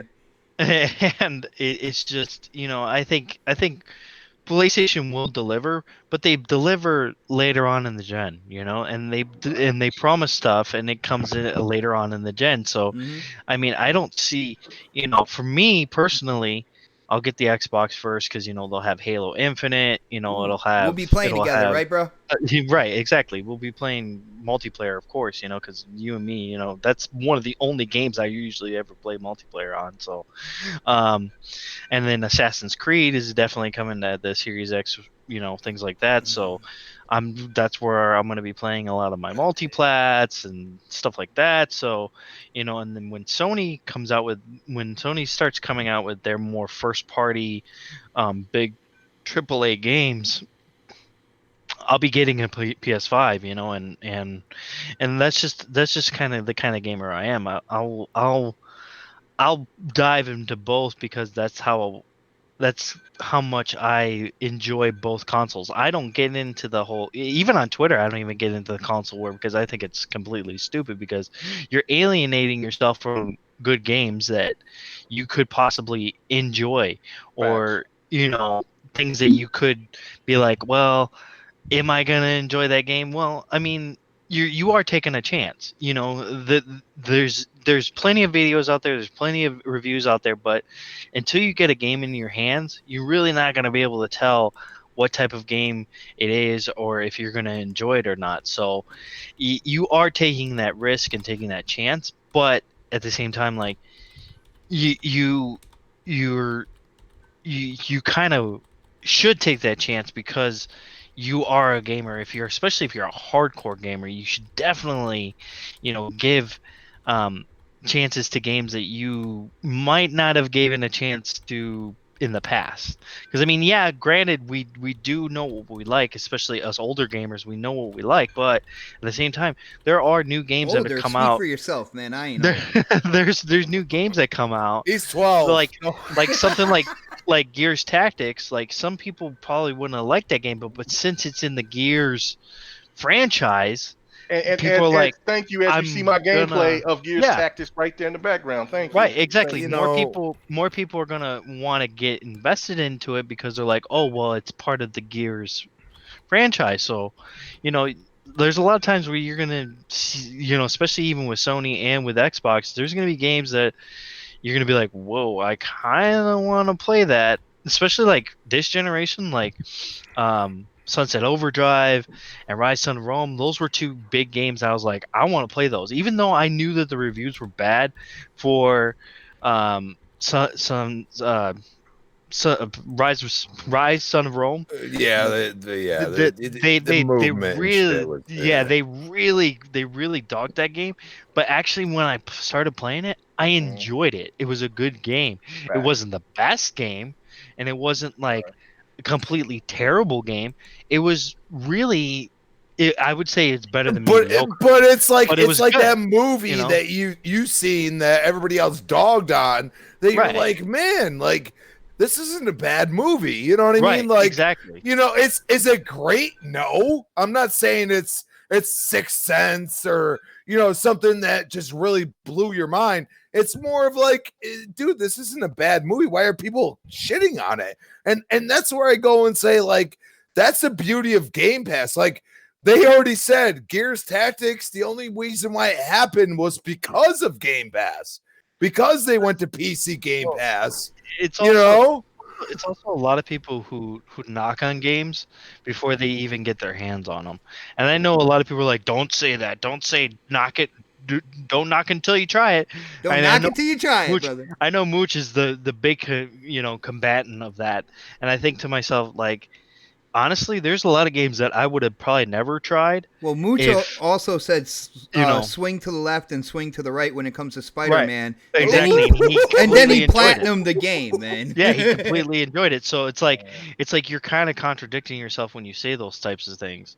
And for us as gamers, I mean, I see people in the chat, mocking me because I say alienate, but honestly, you should give some games a chance. There may be games out there that you're not gonna want to give a chance. Of course, like I see people saying Flight Simulator and things like that. Yeah, you might not want to, but honestly, you might be missing out on an experience that you can't get elsewhere. So you might want to just take that chance. Well, here's the funny part. Flight Simulator is a purely PC move. Trust me. Exactly. Because I had my girlfriend's cousin bust out a whole like freaking a flight path. Like he had the every button you could have in front of him, and he was playing a older game that wasn't Flight Simulator. It was before, after Flight Simulator, but he was so enveloped in it. He knew how to like basically run a C-130 and like all these crazy shit. And I'm like, dude, like, I don't know what the fuck I'm doing with this. He's like, you want to play? I'm like, I don't want to fly switches, man. All of a sudden, it goes into three-wheel motion. Dude, he had a whole, he had all the. It was basically like a mech assault. type shit, like in front of him. And I'm like, yo, what the hell are you doing with that? You know what I mean? And I don't want to learn how to fly a plane, but he did. And he's like, I can't wait for Microsoft Flight Simulator to come out. And I'm like, really? I'm like, he's like, yeah, dude, that shit's coming day one PC. I guarantee it. He's like, I already know. You know what I mean? He's like, it's coming, and it's going to be, you know, maybe it'll be day one PC and you know, day 100 freaking Xbox, but it's coming, dude. And I was like, that's the thing. I think a lot of people think I'm saying that you shouldn't alienate yourself from the Xbox. No, I'm saying you shouldn't alienate yourself from a game because you know, a lot of those games, all of those games are going to PC that are on Xbox. So, you know, if you have a PC, definitely try out that game. I mean, how much is Game Pass a month? Sometimes you can get it for $1. I mean, a lot of times you can get it for $1. So don't what's say a lot dollar? of the times, man. Your first month is $1 now, and then your first month is $1, and then the rest of it is like what, $9.99 a month. They had a special promotion in the beginning to kick it off, and then I mean, still $9.99 a month is pretty cheap. Still, you know, like it's not too bad. And then if you get the ultimate Game Pass, and you have, you know, being able to play on PC, Xbox Live Gold, you know, you'll have all those things and things like that. So it's for me, it's not about you know, taking away from the console. It's you're taking away from the games that are, you know, because of the console. This is what people need to differentiate themselves from. It's not our wallet. It's from the console. It does not define the game. Yo, Pred is just sitting back right now, and he's petting the white cat. You know, he's probably bald-headed like that evil genius, and he's just smirking at what transpired here, yeah. Man, let me just say this. This level of disrespect from you, Bot, is gross tonight.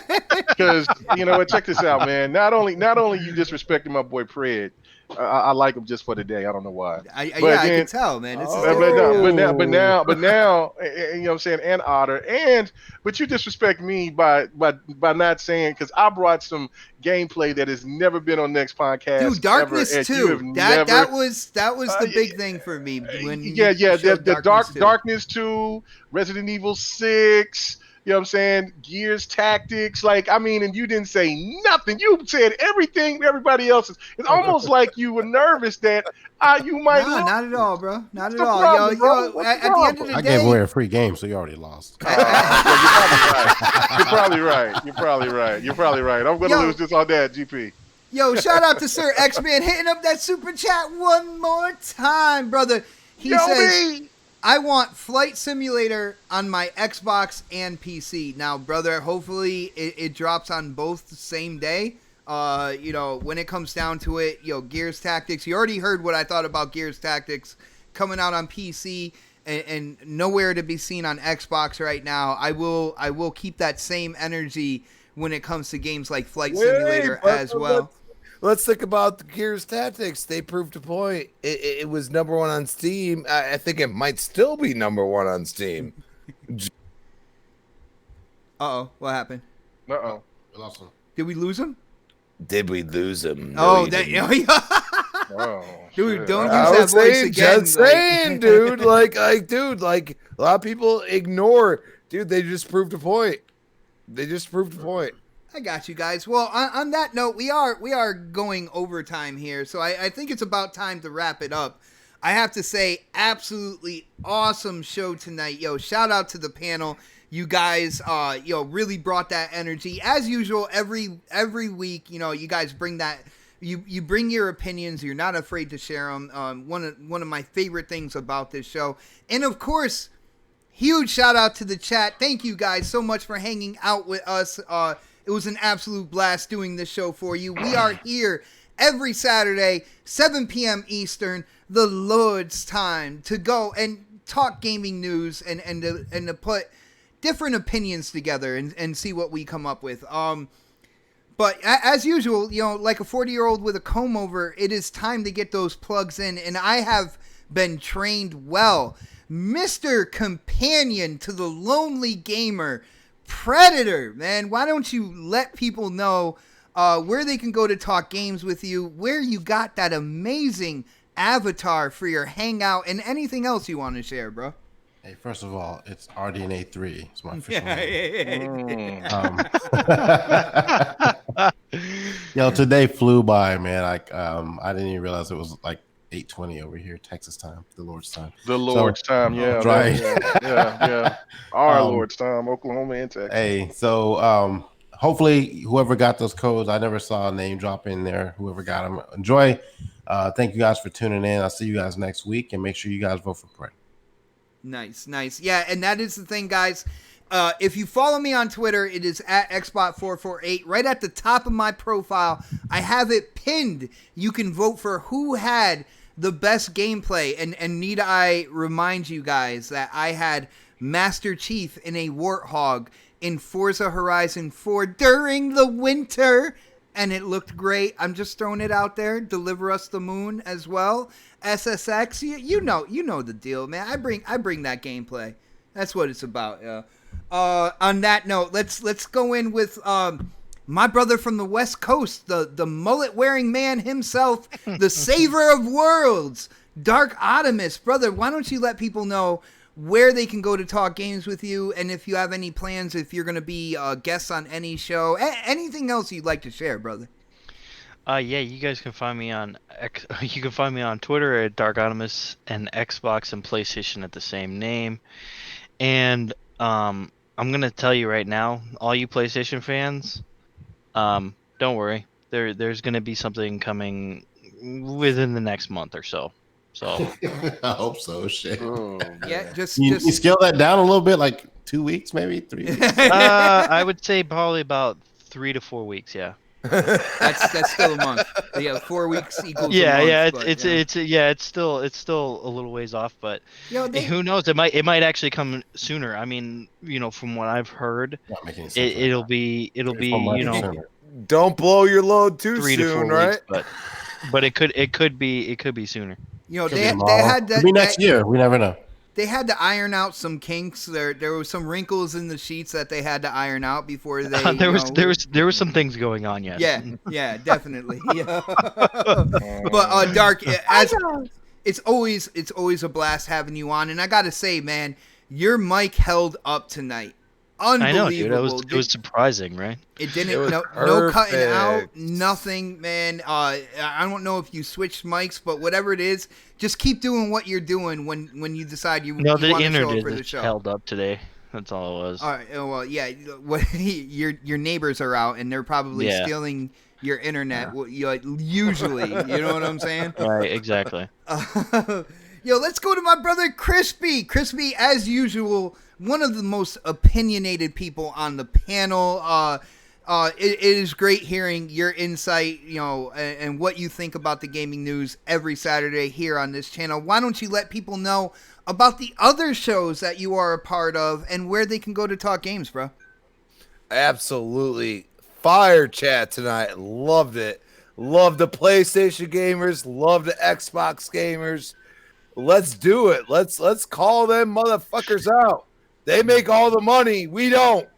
Get your head down and dirty. Let's go. At Crispy Bomb on Twitter. You can find me on Crispy Bomb 28 Xbox Live and Retro Renegades Tuesday night. And you can always find me here on the next podcast. Yo, Crispy, I just got one question. How many drinks have you had while doing this show today? 10. Oh, damn. All right, brother. Yo, shout out to Verge Brizzle. Yo, hitting up that super chat. Thank you for supporting the channel and the show, bro. He says, Dark, you sound like a fake insider. And all I got to say, Verge, is I didn't know fake insiders had a sound. I don't know, man. I just take things whatever I heard. That's all. I mean, I can't confirm that those are actually true things, because a lot of times it's because a lot of times the people that I talk to, they try to throw you off of the course of what they're doing because they want they don't want you to get too excited or too um, big-headed about it. Like, So your people are lying to you at certain points in time, man. Sometimes, Like, yeah. I mean, well, not completely lying. I mean, like they kind of don't tell me everything. Like I was like this when I said we should be looking out for something like in I think June, May or June or something like that, or no, in the springtime we were supposed to look out for something. It was actually me being able to actually go to a specific person's place to test out a dev kit, basically. okay, all right. Yeah. And now when we're off air at some point in time, I will really pick your brain on what you thought about that dev kit. Thank you for letting me know, brother. But like I said, you as usual, man, it was an absolute blast. Your microphone and internet decided that it was gonna do nice for the show tonight, Yeah. and I really do appreciate that. Let's go to my brother K Mega, the man who has been with me from the start, the man who I was brainstorming with on what we can do that was different at the time when it came to a podcast, bro. It's always fun to come onto shows with you, man. Talk games. You are blowing up Mixer right now with the GRG podcast. I know you got to let people know about that. Let people know about your YouTube channel. That Bigfoot type creature in the community called the Devin the Gamer, which some people have spotted lately, so I don't know if it's going to be a regular thing. Let people know what they can expect from you and where they can go to talk games, bro. Man, thank you very much. And you still didn't take all my advice because there's supposed to be all females on this panel. And we're supposed to be having, strobe lights. I don't know what the hell is going on. But anyway. All females, camera, and strobe lights. It's just supposed to be me and you and other females. That's it. Oh, wow. It's a little music in the back, and we just talk about games. If you're listening, we never I'm talked thinking about that drive-through strip club, bro. Anyway, no doubt, man. Appreciate that, man. I mean, like Bot said, man, we've been doing this for a long time, man, and I appreciate him, man. I mean, he kind of gave me the big break, you know what I'm saying, and then just being included with doing stuff on BGST and everywhere else, man, that we. Oh yeah, we were on that show, huh? Yeah, we were on that at one time. Yeah. Yeah. We were once liked at one time, but anyway. For real. So, but other than that, check out the GRG podcast. It was man, last night I didn't really enjoy because it was very informal. We was breaking a lot of stuff down. Our bot didn't want to get into it about The Last of Us, but we did. We talked about the RDNA 3 stuff. We started to show off with that, but then we went full throttle about The Last of Us 2 leak and gave our thoughts about it. And there was a lot of insightful things. And again, shout out to Cali Rex for coming in, giving his perspective as a PlayStation First guy. And it was cordial, had conversations. We still had fun like we always do. But yeah, it's up now on my channel at KMega405 if you want to check that out, or if you want to go listen to it on Mixer, KMega_405. And man, yeah, and you can catch me out on Twitter where I can get into it with devs. It's, you know what I'm saying? It's fantastic. It's all right. So yeah, you catch me there at KMega4. I made it. I had somebody impersonate my name on Metacritic, and now I've got into it with the devs, and man, I don't know. It's all downhill from there. It's all downhill from here, man. I'm ready to get 80,000, man. So let's do it. Let's do it. Go. Let's go. But yeah, check us all out, man. Subscribe to everybody, man. Show support and love, and thank you for checking us out and, man, and supporting us every week, man. It's been great. Nice. And another shout out to my brother Verge. Again, he says, read between the lines, Xbot. He didn't know dates. Yeah, dude, I am planning. Already addressed it. I am planning after the show. I am taking that short trip to his house. I am gonna tie him up to a chair. I'm gonna put that bright white, just single light right over him. I got the tools, and I am gonna torture him until he spills the beans, brother. It's what I'm gonna do, man. He's either gonna say he's a fake insider, or I'm gonna know everything he knows, man. That's the thing. That sounds very intimate. I don't get that type of information. It's more cryptic. It's always like, look out for this in a couple months, or look out for something in a couple months. Brother, It's you are never- already over-explaining yourself, bro. Yeah. Like, Well, I'm just saying this is what it is.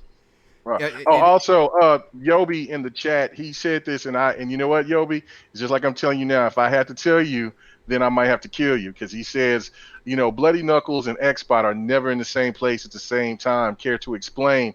Listen, it is, you know what I'm saying? I have to kill you, Yobi, and I love you to death, man, because you are my ultimate hype man. And but you know what I'm saying? If I had to tell you the secrets between Bot and Bloody, then there's gonna be some repercussions going bro, around. I hope you're not trying to say we're the same people. You can easily see the intellectual level that this Bloody's man way X-Bot smarter. has right Oh, here. man, Bloody is so much Ooh, smarter, man. man. Yeah, nah, see, I golly. drowned you out. Oh. Yo, guys, thank you guys so much for hanging out with us. I am going to end the show the way I do every week, yo. We will check you out next Saturday for the next podcast. Have a great weekend, everybody. Later, Bo Crispy. Bo Crispy. Oh my God.